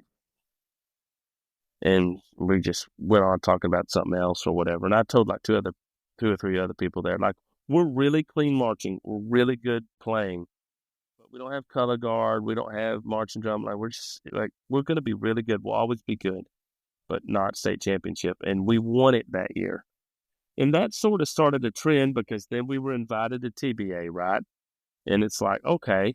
And my kids got a little bit more pumped about it. And then we kind of carried on a little bit. And then we were invited as the first invited ensemble for tmea, which you know that process now because you were on the board to, you were on the board to choose it. So, and I think you're considering doing it. Like, you understand that process. And so I was like, okay, that's cool. And so we get to the fall, we were working up American River songs. And I had gone to Midwest in 2023. If my ears are right. Yep, 2023. And that was before we performed at tmea. And Tyler Junior College was the first junior college to ever be invited to Midwest. So I was like, I'm going to go watch him. I know Jeremy and Jeremy Strickland. I'm like, I want to go and support him, and I've never been before. So I went, and I went to the small school clinic, and I ran into Stan Malden, blah, blah, blah, blah. Fast forward, we were already working on American River songs, and I'm like, why not? I'll try it. We'll. Initially, my plan was to go as the clinic, right? Like the invited ensemble for TMEA. I was just going to do it at Midwest, try to apply for that. And I was like, you know what? I'm going to do what nobody else is willing to do. I'm going to try for the small school thing. And so we tried it and we made it. Of course, I already knew that we wanted to do honor band. And I had told my administration, I'm like, yeah, well, we have a snowflake, not a snowball's chance, but a snowflake chance in Hades of getting invited to Midwest. I mean, it's like prestigious. I'm like, we're not getting, they're going to look at our town and be like, no. And I said, and then honor band, you never know. So we get in, she goes, okay, whatever. And I said, we got invited to Midwest. Well, our budget changes over in July. And we got invited to Midwest. I can't believe it. And she goes, oh. And I said, but the likelihood that we'll get invited or that we'll win honor band in the same year is like 0.0000 to infinite 0.1, whatever. And she goes, Ron, every time you tell me this, you end up doing it. So I'm just going to put it in the budget. I'm like, whatever. I said, but it's not likely to happen. I said, it's very hard to win honor band in its own right because it's just like the perfect judges and the perfect timing and where you fall in the run. Jose, you know what I'm talking about. Like, judging is subjective, and sometimes it's all about where you fall. And I'll be darned if I walked into that room, and you've been there too. Like, you walk in the room and you're like looking kind of from a distance to see if you can start finding your name, right? Same thing in area and state marching band. You're looking for your name, right? Like, where's it falling? And you start at the bottom. Maybe I'm pessimistic, but I start at the bottom. I'm like, okay, how far from the bottom are we? But this time I just glanced at the sheet and I immediately saw tenaha at the top, and I'm like, oh my God. And Mike Howard is like looking at me with this mouth open, and I'm looking at him, and he's like, "You got a busy year," and I was like, "What?" Like it was just really, and anyhow, but it was crazy, man. You have to understand, and I've posted this on Facebook. I'm not a great musician. I don't think of myself as this master musician teacher. I'm just I'm from Elmo. Like, I mean, like I don't myself as a better band director as anybody. I just feel very average, but I just work really hard, I guess. I don't know. And that's the way I tell my kids all the time. I say, guys, I'm so much dumber than everybody in here. I said when I was in school, I wasn't smart. I just did my work and worked hard. And like if they told me something would give me extra credit, I would do it, you know? But it was a crazy experience because you come off of that invited ensemble, which and the thing was here, Jose, invited ensemble is in February, right? Same as honor band. And you're trying to get these songs ready. And I call up Coachman. I'm like, so I'm applying for honor band this year. Can I start like before December 1st? Because I'm trying to get this music ready for this first ever invited ensemble. And he's like, no, you can't start your music until December 1st. I'm like, but I have to put on a performance in February. And he's like, I don't care. Can't start before December 1st. December 1st was a Friday. I'll never forget it. And I'm like passing out the music for American River songs. I'm like, we've got 6 weeks to learn this, guys. Like, come on, you guys mark your music. And I mean, it was crazy. And to think you sound like Tenaha. We should have never been performing in Chicago. And my kids still to this day don't understand what they've done. I mean, that's going to be an experience they're never going to forget. I mean, I'm not involved in this whatsoever, but I'm looking at it from the outside looking in, going like, I'm never going to forget that because like that's such a cool experience. I mean, I'm thinking about like two-way school kids who sometimes never get out of like their hometowns are going to Chicago and going to San Antonio and like, and not just like one thing. So you were at the state marching contest this year.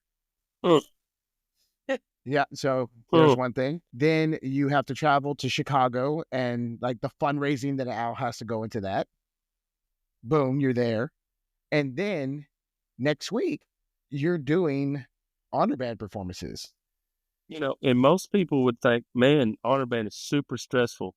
I'm thinking we're more prepared for honor band than anything we had done before. Like we had plenty of time. Midwest was the thing that I was most stressed about. And you know what? 30% of the thing I was scared most about is will our buses make it there and back? And they did. I got back, and I know you saw my Facebook post, but I got back and like I praised the ground. I was like, thank God we made it there and back with the buses. Anyhow, but no, it's here honor band to Midwest. That's the great thing too. You get to compare it immediately, and in some cases, Midwest is better. In some cases, TMEA is better. I will say,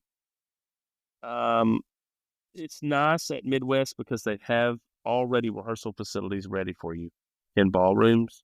You can borrow their percussion for performance and practice, and they have like this homeroom thing where you can store your instruments. So that's kind of inconvenient for TMEA, right? Like, and TMEA is like, get your truck in there and get out. Get your buses in there and get out. Go, go, go. This is like Operation Storm, and I love TMEA. And obviously, they've got all-state bands, and there's 30,000 musicians and all that stuff. Like, I get it, but Midwest kind of is more organized and like keeps you on a timeline and tells you exactly what you have to do and when you got to do it. And TMEA, and maybe TMEA shouldn't be that stringent, right? Like the one thing that was stressful about Midwest is you have to choose specific types of music. 50% has to be from the last 2 years. You can't play anything from the last 2 years. You can't play anything another ensemble's already picked. And it's like a rat race. They open the portal and you're like, I want this one. And you're like, it's already taken. It's like the worst like playground draft you've ever had in your life. Like you're just like, oh man, that one's already gone. Oh man, that's already gone. Or like a Black Friday or something. Like all of it's already gone. And so that was super stressful. Other than that, man, it was just really well organized in Midwest. And that's the one thing I'll never forget that is really cool is we didn't have to pull around our big percussion items and stuff like that. It's just different, of course. And then you're talking about tmea and you get to perform in lila, cockrell on this really nice stage, whereas in Midwest, you're in a ballroom, right? Yeah. So both are unique experiences and cool in their own right.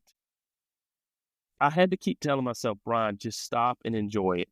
And people say that crap all the time, and they're like, you say it that way too. People say that crap all the time, like, but it's true. You had to stop and say, I'm never going to do this again, right? I probably will never do this again.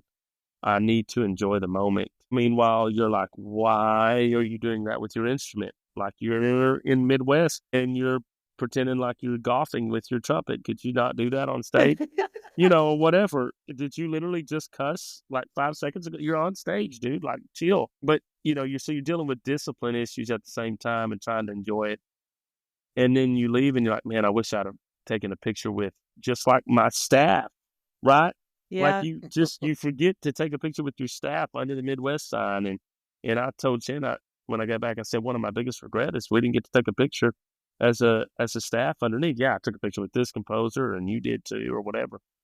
But we didn't take one together, and it's just anyhow, just stuff That's like crazy. that. But it's been a pretty blast. I will say one thing before I continue: 12 concert pieces in the middle of marching season is a type of tired and misery I don't know that I wish on a lot of people in small schools. It's bad for anybody to try to prepare for it.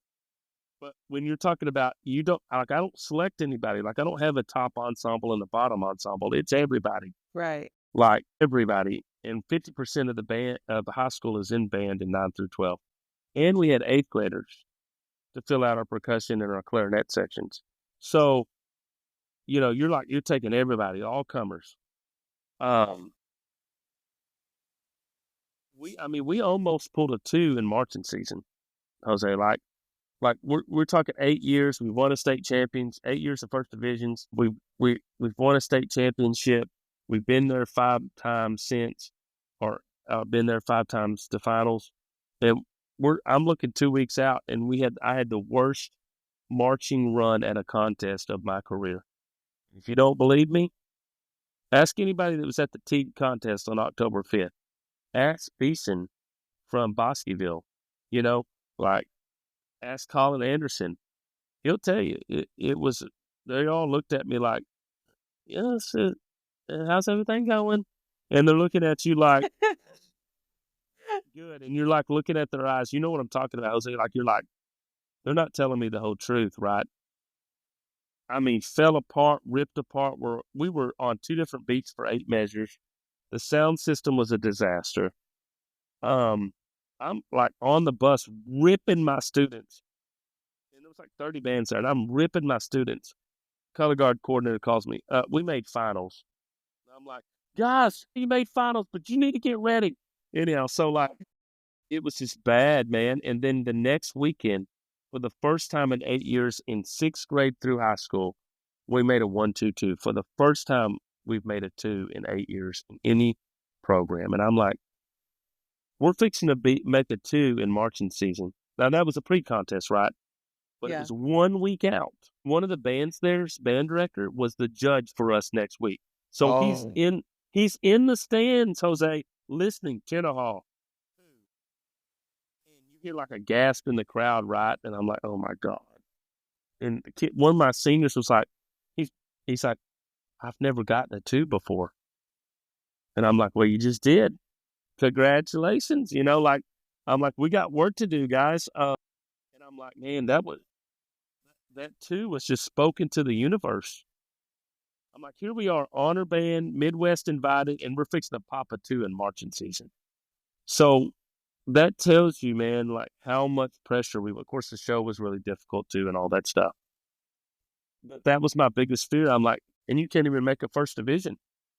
Like, who are you to be representing small schools, any of these places, So, yeah, this is something I don't talk about very often, So I understand the stress that you're going through, that like in the marching season. So we didn't perform our full show until area marching contest, and we've done that for 2 years in a I row. remember you talking to me briefly about this when we were judging together. Like you said you kind of had started developing a different system. Yep. But yeah, this year, last year and this year, Yeah. we didn't perform the full show until area marching contest. And every single time, like the kids are like, why are we doing the full show? But it's like, guys, these 3 movements are really, really good. And then that one isn't. So why are we going to put that on the field right now if it's not up to the quality and standards of the rest of the stuff? Well, and I remember distinctly telling my kids, because when you do Barry Hurt, which we actually did a Barry Hurt show last year, I kind of had like this nostalgia thing come over me. And I was like, 10 years ago in San Saba, I had a custom written show by Barry Hurt. He's not going to write music much longer. I want to do a custom show. Of course, then you get it February and you're like, okay, well, maybe I should change how I did this, whatever. But I think the world of Barry, and we still made finals with his music a decade later, just shows you the longevity of what he was able to do. But I told my kids, I said, most of the time, our shows are ready by October 1st. Like I rounded off, right? Like maybe it's the first week of October, whatever. I said, but this year, I'm telling you, the show is not going to be where it needs to be until probably November 1st. And I'm telling them this, right? And I'm like trying to buy my own process. Meanwhile, in the first week of October, I'm panicking. I'm like, oh my God. I'm like, oh, I'm looking at Santa. I'm like, we're going to get a 6. They don't even, we're way past 5 at this point. We're getting a 6. Like later on, my secretary at the high school was like, she was like, at one point, I was like, this ain't it. They ain't going to state this year. I don't know what they're doing, but this ain't it. I'll never forget one of my chaperones, long-term chaperones. She's been a chaperone for the band for 20-something years and with me for 11. And she came out of the stands on October 5th in T, and I was like, what? She's like, I don't know what that was, but it wasn't it. And I'm like, she's keeping it real. That's how you know, yeah. Like, but I'm going, and meanwhile, I knew it was a disastrous performance. But no, it's you tell your kids one thing, right? You're like, gosh, I'm just telling you, the process is not going to be complete as early as it used to be because it's we're getting more difficult. But I'm not even buying my own words. I'm like, that's really bad. Like I'm scared. Anyhow, so I understand what you're saying on that point. So what was your favorite part of Midwest? The organizational process of it, man. Like I didn't have to move like you'd walk in the room and they're already setting up your your rehearsal hall. Like they've already got all the percussion items, all that stuff in there ready to go. You didn't have to stress about that. But I think the number one thing that I love so much about it is you turn around and almost every composer of every piece is standing in there in the rehearsal hall. Like, and I'm like looking around, of course, totally like not stressed out that I'm fixing to like miss a note in one of their songs, which I did in one of them.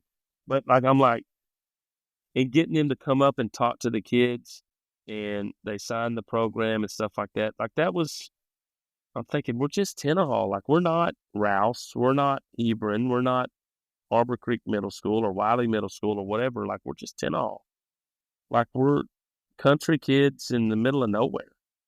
And there's Carol Britton Chambers and Randall Standridge and Evan Van Doren and all of them. Michael Orr, Julie Giroux,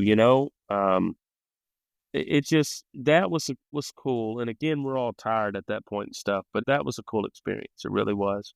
Well, that goes to show you that good teaching, hard work, and determination will overcome almost every situation. Like we had like wheels falling off, marimbas and xylophones pushing onto like some marching contests, and our kids still pushed through and like did it. We had a prop break during an area prelims run, and that was the first time we had made state since 2008. And it's just like, if you teach them well and you give them the skills, they're going to perform at a very high level. Yeah, and I agree with you. And everybody always calls me, they'll tell me, like they'll be venting about something that their kids are doing. Like, well, but you don't understand. You've got your honor band. I'm like, dude, just come, like, just look behind the curtain. We're not any different. We're dealing with huge discipline issues where I'm like telling my tuba player, would you please like finally sit down and get ready for rehearsal instead of like slapping him in the back? Like, it's not different, and arguably worse because of the situation of my students and stuff. The parental situations and their home lives and so forth are different than that of a affluent community probably. So you're just like getting through and you're looking at all these composers and you're going, please don't like pick your nose in front of Julie Giroux. If you could not do that, that would be great. Or if you could not make some type of stupid comment about a TikTok video when, Devin Van Doren's talking to you. It doesn't ever go away, and it's a fight, constant fight for that. And I love my kids to death, but they get on my nerves to the end of the moon too, So, and they're hard to keep disciplined, and it's a constant process. So, but I really did enjoy that part of it. I had been to Chicago the year before, so I kind of already got to experience all that stuff with the pizza, right? With the massive amounts of cheese. And have y'all been to Chicago before? Yes. But they've never been to Midwest, but he's been. Yeah, I we've want to been go to Chicago Midwest. together. Yeah. It's expensive. That's the problem, right? Like, it's expensive to get there, but it's cool. But just the experience of Chicago. But by the way, they invited us in June to go for like get to know the process and see the Yeah. convention center and walk through. Chicago in June, amazing. Beautiful. There's like concerts in the park, like a rock concert was going on. Then you go stand, you're standing on Lake Michigan and there's like beaches. And you're like, this is beautiful. Chicago in December, it's like the apocalypse. The movie The Mist, like they're so dense with mist and you're like, is that a building? What street am I on? Am I going to get robbed? Like you don't know where you are, and it's so cold and it's miserable. It's not that bad, but it's like super misty and foggy and cold. And Chicago in the summer, man, that is it. Y'all got to go in the summer. Yeah. So, we went Midwest together in March, so it wasn't like super cold, but it was chilly. It's amazing, and the hot dogs are amazing. Like I had a Chicago dog, and I've had like a Sonic Chicago dog before, right? What's that? Portillo's? Yeah. Portillo's? Yep. Was that. I don't know if that's the one I went to. I went to a different one, but yeah, they're good. And expensive. One thing that surprised me the most is I took my kids downtown to see the Bean and the Magnificent Mile in the evening at like 4:30, which it was already dark at like 4:45. And let's stay here until like 9:30 or 10, guys, and we'll eat and all that stuff. Everything closed at 8 p.m. I'm like, this is Chicago, and all the stores and stuff closed at 8 p.m. That was one of the weirdest things. But no, you need to at some point go to Midwest. It's hard to plan for Texas band directors because of the state playoffs. You're like, what if we go to the state game, stuff like that. And Christmas concerts, trying to plan around that. But it's expensive, but it's certainly something I recommend. Were you going to ask a pizza question, Jose? Yeah. Okay, so what's the better pizza? Chicago style or New York? I went to New York with the tenaha band in 2015, but I don't think I ordered New York style pizza. But I remember ordering pizza, and it was like the oven baked one, like a brick oven. And I didn't care for that too much. I really like Chicago style pizza. Me too. Yeah. Really, and not everybody does. And I didn't think I would like the sauce on top, but man, of course, a little bit of it goes a long ways, but it was good. Very good. Was there a particular place that you liked better So I than went another? to Illuminati's once, and then we went to Giordano's this last time, and there was another place, and I can't think of it, that I went when I went to Midwest the first time, but I've been to Illuminati's and Giordano's, and I mean, to me, it all kind of runs together, right? I really like Illuminati's. It is. Yeah, it's good. Giordano's is good too, but I think Illuminati's. Illuminati's is just a touch better. I would agree. Yeah. So I know you haven't done the honor band yet, but looking at like the I just had a sinking feeling, by the way.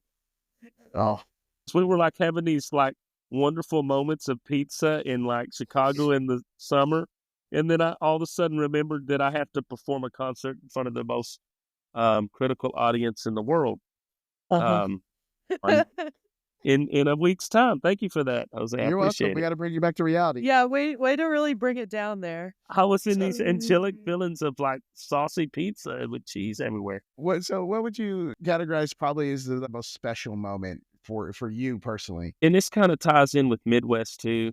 I always, and I know you've had this feeling too, and you're sitting there and you're watching Honor Band, and you're like, you kind of daydream, like you want to be up there, right? You want to do that and conduct and stuff.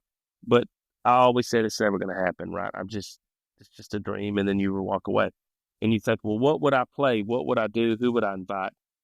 I think one of the special moments for me is obviously just to get to conduct on that stage.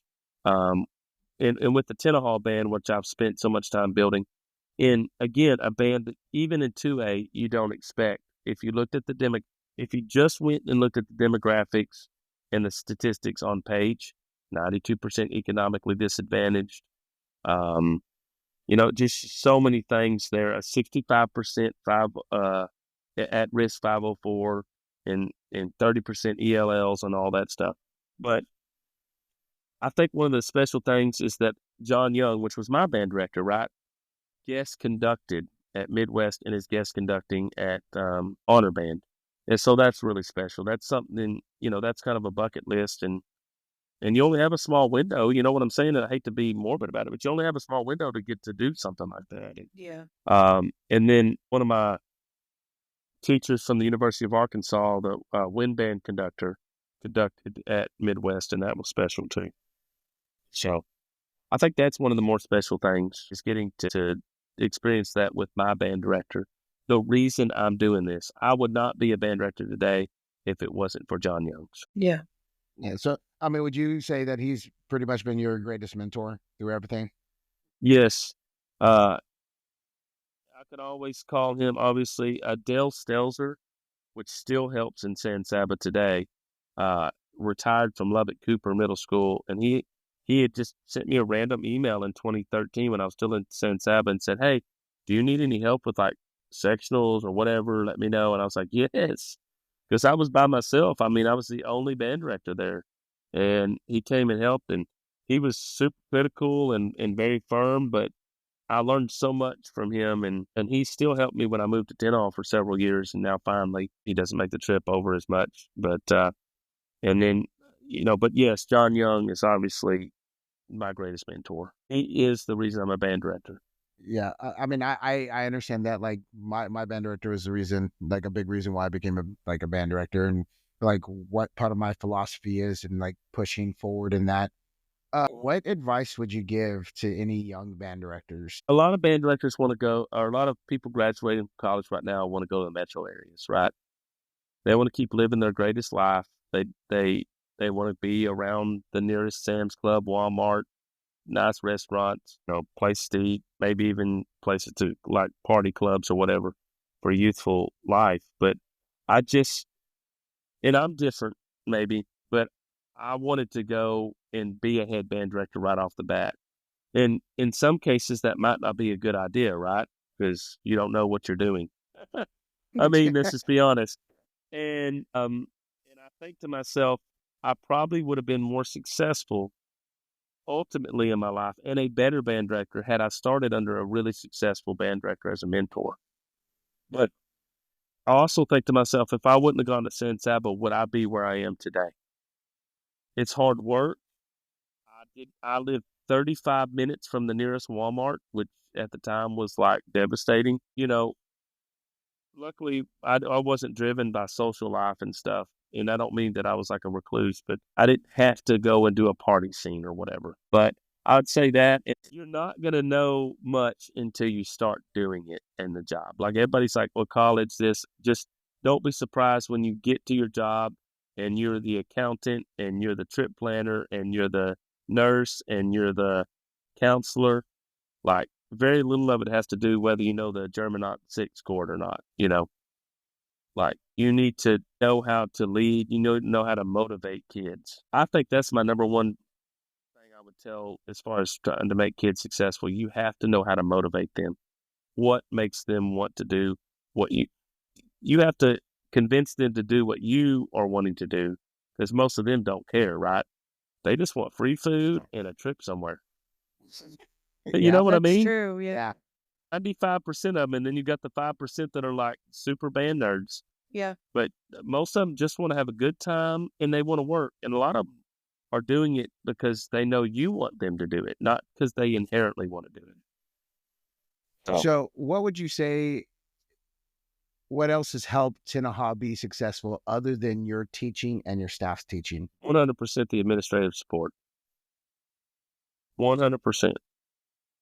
That has been the number one fuel of our success, because if they basically say, well, don't you, I'll never forget the first year I worked there. Well, maybe it was the second. And they called me in the summer, and I was like in Corpus Christi visiting my grandparents. And they said, hey, Brian, we have $5,000 left over in the budget. I need you to spend it by tomorrow at 2 p.m. I'm like, what do you mean? Like, you have till tomorrow to, if you need new instruments or something, you need to get it taken care of. Oh, so like, no, you need to have it ordered, purchased, and paid for by tomorrow at 2 p.m. because we're closing the budget after that. And I'm like, oh, it was just stuff like that. And just like, they would say, okay, athletics, or we're doing testing today. Band needs to be flipped to last period so that they still have class. And we don't do it as much anymore, but we used to have an administrative meeting once a week. All the athletic director, band director, counselors, principal, superintendent, transportation director, whatever, we all sat in a room and had a meeting, and we covered the calendar, transportation requests, events for the week, practices for the week, and so forth. That was super helpful. Yeah. And I think that needs to be done everywhere. And I'll never forget, we have this thing called triangle philosophy in Tenaha. And one side of the triangle is academics, one side's athletics, and the other side is fine arts or band. And he always said it tilts in the direction of. So like when it's marching contest in the week or so before, we need to focus on making sure all kids are making band practices and nothing's getting in the way of that. Then if it's playoff season, we need to be focused on that. Then when we're having star testing, everything else needs to get out of the way. So I learned to not ask for extra practice if it was star testing time, right? I'd be like, we need to have an after school practice. No, you don't. We've got star testing next week. You'll need to have practice this week. But I'll never forget, my coach was like, we've got a district opponent this week and they're tough. And and the superintendent said, wait, now we've got band contest for region contest on Saturday. So, if he needs them, they go there. But we've got such and such no, stop. You didn't listen to what I just said. There's band contests on Saturday. They go to band. Period. Then don't ask again. Like, it was just that it's just different. I had we have this thing called Holiday Hoops, and I'm sitting there washing dishes as we do this Tiger Cafe thing, and I'm working in the concession stand, raising money for the band. And I'm washing dishes. I've got like all the way down to my elbows in dishwater. And like one of the vice president of the school board walks up. Now listen, I know people are going to be giving you offers, but don't leave without coming to talk to us. Because literally one of the things they told the new superintendent when he was hired is, do not do anything to mess with the band. Don't change budgets. Don't do this. Don't change anything. The band's doing fine. Leave it alone. So admin support. I mean, that clarifies basically admin support. And I tell people this all the time. I don't care how good of a band director you are. If the administration doesn't support what you're doing, you can't be successful. Mm-hmm. And, Jose, you're kind of dealing with a situation where you do have a really supportive administration, Not everybody has that, and you know what I'm talking about. Yeah. And I don't want to pick on, I'm not going to say any towns' names, but I get calls all the time, and I'm like, you can't be successful when they don't want you to be. Yeah. And that's where we all as directors have to figure it out on how to advocate for our programs, because I know in a different position that I was in, I wasn't well liked by certain administrators because their style of administrating was like everything ran through them. And I didn't understand that because I was a younger teacher. And because I've had that experience, I was able to learn that, hey, I need to check in with my administrators a little bit differently, or hey, I need to have this type of conversation, or I need to know their ticks or the things that they favor versus, and kind of work within that system to eventually get them to understand where I'm coming from. But a lot of band directors don't have those type of conversations and those kind of advocacy points. It's a line in the sand. This is what we're going to do because this is what I do. Like ultimately, administrators are going to worry about what they're supposed to worry about, which is like statistics. Are the kids passing? Are the kids coming to school? Are they doing this? What is the money doing? Those kind of aspects. And our job is to advocate for our programs and get them to see where we're coming from on our end. Well, and when I was, and I still have these moments where I'm a firecracker, right? And you pop off and you say your things, right? I don't care. Band is band, and that's all that matters, and whatever. But after I've gotten my administration degree, and I just think differently now. I'm like, what's the big picture? Like, it can't just be about band all the time. And I'm in a situation where I know the administration is not they're gonna support us. So I just need to share and do the best I can. By the way, I still fail at that a lot, but I'm like, you gotta be a band. But anyhow, but yes, I agree with you on that. I have certainly become more mild-mannered as I've gotten older. So is Jose. He's calmed down. And he's like, did you see me like Tuesdays ago? Like, okay. Yeah. No. Okay. So let's get into this. Brian, can you describe a moment that you just, as the kids would say, and this is Gen Z talk, crashed, just raged or rage quit and or just like had an explosion moment? At least once a year, often once a month. Yeah. There is a couple of stories about me personally, and I have become better about living my Zen, Zen, and a certain drum major of mine who I just saw. She graduated a few years ago. She was one of the ones that was a catalyst for our program moving in the right direction. Josie Jackson, and another student named Olivia. Okay, they apparently have been listening to the podcast, and they've been waiting for this moment about my rage moment. And apparently, the one that is living with them is when I almost drop kicked a trash can from rage. I have a question. Reversal. Where was this, and what was the reason? And did it actually happen? I was in the press box. Oh, okay. And the marching band, for some odd reason, had this organization within itself called the Diaper Gang.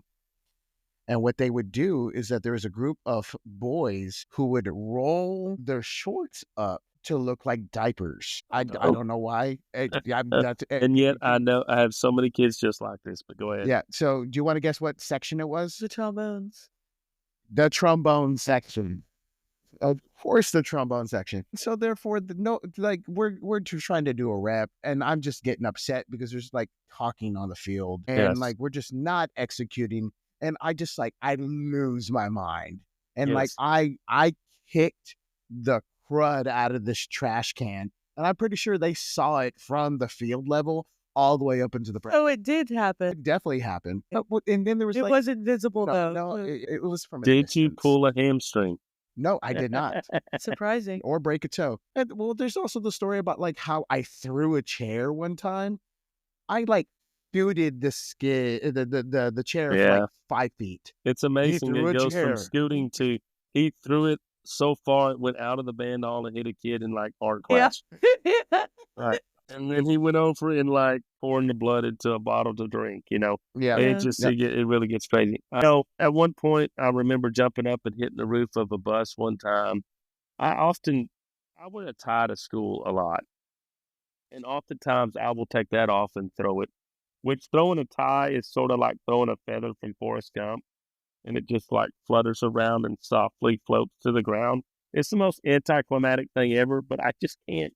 I just get so frustrated sometimes. But It's that passion, Jose, that is what you don't want to throw a stand at a kid or something. That's not what I'm saying. Oh no, Or we're out of the literally, '90s. The yeah, '90s were it. and You or know, whiplash or something. But no, you obviously don't want to drop kick a kid in the throat or anything like that. But but that passion of come on, like you got to. I've had many, many yes of those moments over my career. is there a band director mistake that you've ever made? Yes. So, entered kids in solo ensemble before. That was early on in my career, but like maybe I put the wrong thing in or whatever. And not me, but a assistant director I worked with a long time ago entered a kid. He was a freshman, and he entered him. He thought the tmea music. This was my first year teaching. Was like tmea has freshman bands, SIATSSB. So he went to contest with that music, so that was kind of rough. I mean, my biggest fear has always been enter a band into like concert and sight reading with two pieces by the same composer and be Me too. disqualified. I'm I still worried will about check that. that. I will get up the night before contest, even though I've checked it 75 and a half times yesterday, just to make sure that the two of the pieces aren't the same. And my biggest other fear is to like take a kid that's ineligible or whatever to contest. And Yeah. I still freak out about that so much. And did I check it? And I check it again. The morning of the contest, I check it. And I've made very few mistakes with that and never at UIL. I had to call UIL one time because I had a kid march in a Christmas parade that was ineligible. And they were like, don't do it again. You know, but it just like I'll tell on myself in a heartbeat. I'll snitch. I'm the snitchiest snitch on myself there ever was. So if if I ever took a kid to UIL contest and they were ineligible, I'd be the first person to be on the news. This guy right here is an idiot. And I'd be pointing at myself. And he lost his award and everything for the kids. And but that I have made a lot of mistakes. I mean, I showed up late to a playoff game like my third year in San Saba. Not because we took too long at dinner. And yes, I mean, and I can't even think of all the mistakes I've made. I'd have to have a whole lot more toilet paper rolls to clean up all the mistakes I've made. But this way, I mean, I hate programs. Hate programs. I will not ever do a shirt with kids' names on the back. I I have a phobia. I'm not doing it because Been the there. minute you do it, like a kid moves in and like, man, my shirt, uh, my name's not on the shirt. Or you kick a kid out of band in the middle of the season and they're forever on the shirt. Uh-huh. So that's one big thing. But programs, I hate it. We had to do two this year and one for Midwest, and it went all the way up to the wire. And you're tweaking and fixing these issues. The programs are in the middle of printing, and the kids go, such and such is not on the program. And we had checked like 12 times, and we'd sent the mistakes to them, but they didn't correct it. They didn't fix it. And we just moved on, right? And I'm like, oh my God. So like half the programs were wrong. And I called them and like, we've already printed 300 of them. I'm like, well, can you make the last 300 or whatever fixed? They're like, yeah, but it won't be. I said, that's fine. I can, at least the kids will have the right one. It just, and it was like a bunch of misspells because she had retyped them all instead of copy and pasting. So if you retype a bunch of stuff, you're going to make typos. Yeah. But I thought I fixed everything. All the composers had signed everything, right? Like every composer they had signed by their name on this one program. And I looked and I double looked, and Carol Britton Chambers' name was misspelled, and she hadn't signed by it. It's supposed to be Brittin, and it was AN. And you don't know how many times we had submitted this on official documents to Midwest and Honor Band and everywhere. And me and Shannon were going back and forth. It's TTIN, right? Yes. Two T's, yes. IN. And he did it with every composer, right? Like Randall D. Sanders, right? D with the D in his last name and whatever. And so I'm like, she signed right by it. There's no way she didn't see it. And it happens, man. But that was embarrassing. That was my latest mistake. So Man, what's anyhow, something you wish people knew more about or just small school bands in general? you have to take it. I mean, you can't be selective. Yeah. You can't be exclusive. You must be inclusive. You will not have a healthy band if you are going to try to teach like you're at a 6A school with a wind ensemble. They're not going to take lessons. They're probably not going to take their instruments home. They have very busy lives at home. They are probably babysitting their siblings, and the home life is exceptionally uneasy and dynamic at times.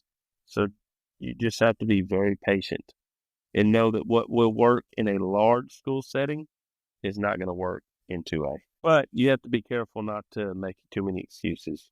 A lot of times I have to look at myself in the mirror and go, Brian, you're making excuses for these kids. You just need to push them. These kids can do more than you think they can do, basically. Yeah. That goes all the way back to, I said I would never, ever play a grade 3 with a 2A band. I'm like, why would I do that? I don't have to. That's like saying you're going to do a triple somersault when you get up in the morning just to go eat breakfast. You don't have to do that. Why would you do that? I'd like to see Jose So do that. it's like, here I am, I'm going to play grade 3 and get a 2. Well, then won't I look stupid? And I had to learn to just push myself. And again, that comes from some competitiveness, right? But that's an example of it, you know. Yeah. But you need to be inclusive and not exclusive, and you need to hold standards high, but there is a limit to what kids can do. And you know what I'm talking about, because you're a bigger small school, but you're still small school. And you will share everybody. Accept it and get over it. You make them choose, you won't like the choice. Yep. That is Yeah, very true. very true. So, Brian, you are also running for the ATSSB president-elect. Why do you want to serve in that position? You know, and this time last year, I wasn't, you know, and I even told Mark, I said, I don't think I'm going to run. And he's like, oh, you run? I said, I don't think so. And then I had several people ask me about it and suggest that I do. And I looked at it from this way, and I kind of talked to you about this a couple of days ago, that I've been on the state board, or excuse me, executive committee, as 2A representative for 3 terms. Or 2.5 terms. This is my 3rd term, which amounts to about 5.5 years. And then I was all-state organizer for 3 years prior to that. And so it was just sort of one of those things where it's like, maybe it's time to, I, I don't think my time on the executive committee needs to end yet, because I still have more to give. You know, I care very much about the organization, but maybe it's time to let somebody move into the 2A role eventually, you know. And it just seemed that, you know, because I think I'm the 2nd longest serving member when it comes to the February on the executive committee. And, you know, outside of the outgoing past president and Christina Smith, which is 2C, everybody else is either leaving the board or already has, or is newer on the board. And I'm like, it seems progressive in nature to move to that next step and allow some fresh thoughts to come in.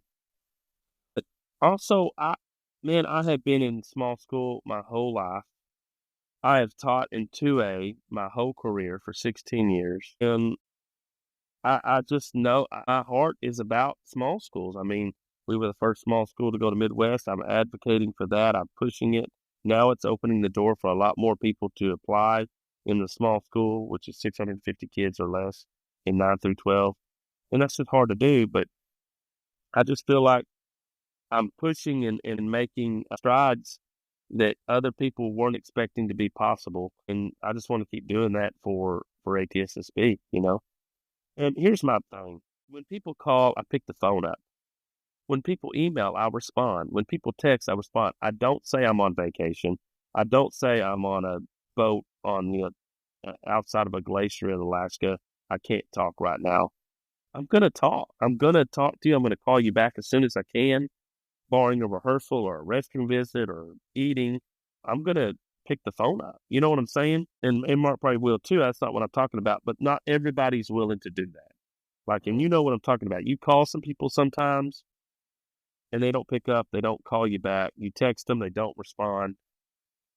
And you're like, well, why not? And then all of a sudden, Monday at 8 o'clock in the morning, they respond to you. Now, I understand work-life balance and all that stuff, but I'm just always going to do that. I don't say it's 5 o'clock. I'm not doing anything with band, and I don't put a time limit on it. So I just, people call me all the time, and let's just talk about it, man. What's going on? And here's my experience. And I just enjoy talking shop, and a lot about what a president of ATSB or president-elect would do is that, right? Let's talk about what's going to work. And I do that with 2A. I send out surveys and stuff like that all the time, which you wouldn't know because I send it to only 2A band directors, right? But Well, I feel kind of isolated now. You just want Brian to email you. That's what it is. well, no, I mean, it's just like when people call me, I don't necessarily reach out all the time to other people. If somebody calls me, I'm either going to answer the phone and talk about them or call them back. And I oftentimes we talk for over 30 minutes. It's just like tonight. I mean, obviously we're probably getting close to wrapping it up, but I'm just like, it doesn't bother me to talk. It's not like, oh man, this is my time, whatever. We need to be gone, or this summertime, man, I ain't got time to talk business. And I just feel like I could be an advocate and somebody that could talk to and ask questions about stuff. But man, I told you this, and I told Mark this, and I told everybody I've talked to. I have no problem with speaking to Mark if that's what the membership wants. I think the world of Mark. He's done great things for ATSSB. He's done a lot for AT. He's in a lot of rows, which he's like, man, can you do one more thing? But I just think I've been on the board a little bit longer than Mark and stuff, and progressively it makes sense. But again, I think the world of him. I think he is a wonderful band director, understands ATSSB really, really well. So it won't hurt my feelings one bit. This ain't Democrat versus Republican or anything like that. We're in the same party for the same fight, and it's unfortunate that we're both running in the same year, I guess. Yeah. I mean, but you do have the better facial hair. Okay. Well, I mean, that's subjective, I guess. But, but yeah, I guess, John Young speaking on my behalf. I'm going to say, screw all the things that we've done. Forget all that stuff. Anything, don't tell them about advocacy for small school. Just tell them Salvage has got good facial hair. Uh-huh. Yep. Well, when I ran for 2A 5.5 years ago, when he spoke on me, he called me Little Brian. Because he's like, well, I just know him as Little Brian. And I'm like sinking in my chair, rolling underneath. I'm like, oh my God. If he could not refer to me as Little Brian, like I'm in elementary school again. But man, ATSSB is not going to lose, hopefully, with either one of us. But I just felt like it was time, man. 3 years all-state organizer, and then 5.5 years on the executive committee for 2A. And I was on the committee during COVID, man, when we had to make the hard decision to go against tmea and put on that convention in Melissa. And I had to call all those Kathy Johnson and Rob and Stephen Moss and try to put together clinics that would get us CTE credit and stuff. Or am I saying that right? CTE sounds like something that a grant for schools for like. Yeah, it's continuing education. Yeah. So basically, PD. Anyhow, That's crazy. I mean that's it, man. I have a lot of experience on the board, and I think I'm still ready to continue to serve, but I don't want to squat down on 2A forever. I mean, I think that's great. I mean, I know both you and Mark, and I said this to Mark when we talked to him. I mean, both you are great candidates. You are both great people, and I think that's the most important thing is that you both bring a lot of experience and a lot of different views to the table. Yes, 100%. And if either one that wins, the other one's going to be still on the board. I mean, it's not like, we're both going to continue to support and advocate for ATSSB for as long as we're in those positions. Yeah. So, Brian, what else do you like to do that is not band? a lot of people say, well, I go and do this. I really just like to chill at home and watch TV. That's my number one thing. I don't want to have to stress or worry about anything. I do like to go out and eat with my friends. And of course, I'm working on my car. I'm not working on it, but I'm paying somebody to work on it. I look very, very much forward to having that and getting to ride around in that. But man, I'm a workaholic. I'm band at home. I don't have an off. And because this year's been so crazy and I have a bus route in the morning, I'm getting up at the band hall about 5:40 in the morning. So So, you drive a route. You drive a route in the morning before you go to school. oh, I wake up about 4:45. I get to school about between 5:30 and 6, just depends on the morning. I try to get about 45 minutes of work done peacefully beforehand, be it POs or respond to emails or whatever. And then I drive a bus route from 6:45 to 7:35. Then I get back and band class starts at 7:45. Okay. And Busy morning. yeah, Busy yeah. morning. Yeah. But I learned I had to do it because I was falling behind, man. Like you're trying to get all these deadlines for Midwest and honor band and marching band. I'll never forget. I looked at Shannon and I said, "What was due today? Was it the Midwest thing, the honor band thing, or was it marching band? I can't remember." And she goes, "Yes." Oh, oh God, it, it's just scary, man. It's like again one of my biggest fears, and we've all been there, right? You wake up in the middle of the night, like I forgot to do this, Mm-hmm. and like you realize you just passed the deadline and you're freaking out and you have that feeling over your body. It's just hopeless. And, you're always just trying to avoid that. And I realized I have like, so I don't know if I'm not obviously diagnosed with ADD, but I'm constantly like, if somebody's in the room, I can't, I, I'm a social person. Yeah. Um, but, I realized that in the mornings, nobody's bothering me. I can just focus on getting my stuff done. That is nice. Yeah. You and Jose are very similar. You guys seem to work kind of in very, very similar ways. The quieter it is in the band hall, the more productive I am. Yeah. Which is probably never, except for when you're there before your bus route. Oh, and like Shannon teaches fourth grade music and she's very good at it and all this stuff. And you think, oh, you got time to work on your stuff, but and you're like, wait, you're listening to that. And you're like, oh, she said something. That was pretty cool how she worded that.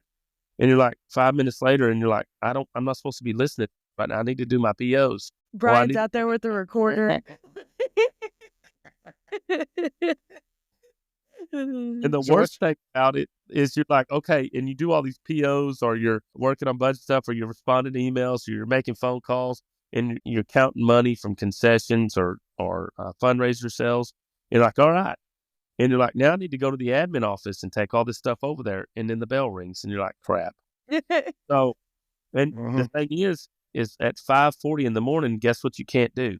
Call hotels, set up rooms, set up food, do all that crap. And so you only have so many times to do that during the day. And then I don't know, but yes, I don't know if I'll continue to keep getting up early in the mornings, but I've gotten to where I like it, cause Yeah. get stuff done. And a lot of times I'll get a call and I look down as the transportation director, he say, hey man, I'm running behind. Can you open the bus barn up?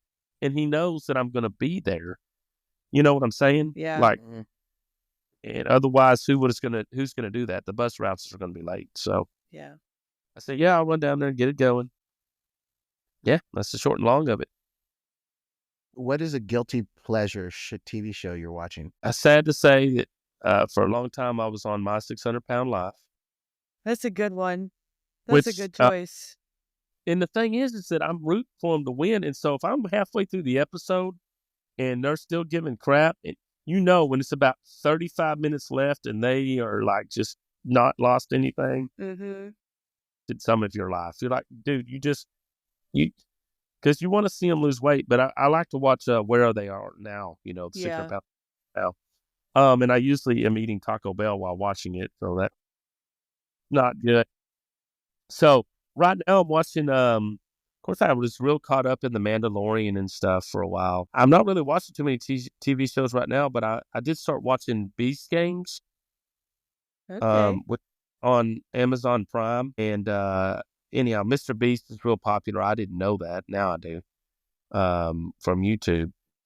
I feel like Brian's going to have a lot more TV watching time Yeah. in like the next, Soon. after the next I have week. Definitely. I will say over the break, for the first time ever, I watched all the Hobbit movies and all of the Lord of the Rings movies in order. All right. Here we go. Favorite movie series, like trilogy or blockbuster, like otherwise. cinematic. Yeah, franchise. Star Wars. I thought that was going to be the Okay. answer. Now, which set? It's kind of a combination, but you really got to go with the original. Okay. But see, I really like the third episode a lot. That was the only movie in my life I watched twice in the theaters. The third episode has like some of the best like fight Yes. scene, Yeah, it does. and that's where you see the transformation. Yeah. Did you watch Obi-Wan, the series? Yes. So good. Yeah. I forgot about that series. That's a really good one. Yes, incredible. And then I really like. I like villains. I don't know Well, the why. Undertaker, I get it. Well, like in the Power Rangers, I always wanted them to lose. I'm like, they freaking win. Like I would scream at the TV. I'm like, dang it! And then the one time they lost, it was like the movie, right? They lost, and I To was like, Ivanus, yeah. they lost. I don't remember that much about it, but they did lose. I'm If gonna I- have to Photoshop Brian's head on Zed now. Yeah, Zed or Avenues, yeah. Like my favorite character in Star Wars is Darth Sidious. You know, like Return of the that's episode 6, right? Return of the Jedi. Yeah. I like that one because that's the most scenes the Sith is in. And then I liked the 9th movie. You know, a movie that everybody else really disliked, which I thought was one of the better ones, was episode 8. It had a dark vibe to it, and I just liked it. You're gonna say you like Voldemort too. Well, I never really got into the Harry Potter series. I read the books, but I need to watch all those movies. I've not watched them all. That's a good use of your time. It's Star Wars, but with wands. I know. I need to watch it. I read some of the books, and I've watched like a few of the movies, the first few, but I need to watch them all. I'm not a huge fan of Voldemort. I don't know. Something about the Sith Lord. I don't know. He just seems. I don't know. This is cool. But yeah, favorite actor's Tom Hanks, so I like a lot of his movies. All right. Okay. What is your favorite era and or maneuver from The Undertaker? So I started watching wrestling about 96, 97, right? Mm-hmm. And I liked like the Lord of Darkness, like WrestleMania 14, that era, when he came back and faced Kane. But probably when he was in his purple and black. All right. I liked the look. I think that was the most indicative of the dead man look. Hair in the face. You know, at the time, thought it was really cool. The American Badass, Yeah. This is a children's show. yeah, the Biker Taker when he came back as Biker Taker, but I really liked it when he went back in 2004 and was back to the original. For every band director that's trying to figure out how to become a better band director, well, the Undertaker in purple and black is the way to go, man. My favorite is when he walks the top rope. Oh yeah, old school, yeah, for sure. I mean, what other like 7-foot guy does that? What is your favorite wrestler? Oh, Stone Cold Steve Austin. Oh, okay. I think you said that too. And I have no problems with you liking Stone Cold Steve Austin. He was. I still like Stone Cold Steve Austin, but I don't know. Here's when I became an Undertaker. I've always been a fan of the taller guys. Like I started out by watching WCW, and Kevin Nash was my favorite. Yeah, he's so tall. And I just like the big tall guys, you know. And then like I guess because I can't ever be that, but. And then I watched and I remember one of the first Raws I ever watched was after Undertaker got burned by Kane or whatever at Royal Rumble, and a lightning struck the stage, and the box blew open, and he set up, and then he walked through flame. I'd have to send it to you sometimes, but I thought, I mean, 11-year-old Brian Sowers or 12, whatever I was then, was like, this is the baddest thing I've ever seen. Like lightning struck. Blew this box open. This guy in this freaking dark trench coat gets up, and Kane like unleashes fire, and he's walking through it. And I was like, "That's just awesome." So, Brian, what you're saying is that you found your marching show for next year. Hey, I've always thought about doing an Undertaker themed marching show. You just need to put the cage on there. I had to explain to Alexa what Hell in the Cell was. Yeah, I didn't know. I'm telling you, Near the beginnings of me watching wrestling, and I was doing other things in the late 90s, so I don't. Again, No, we don't blame you. This is why you're probably more intelligent than both of us, more productive.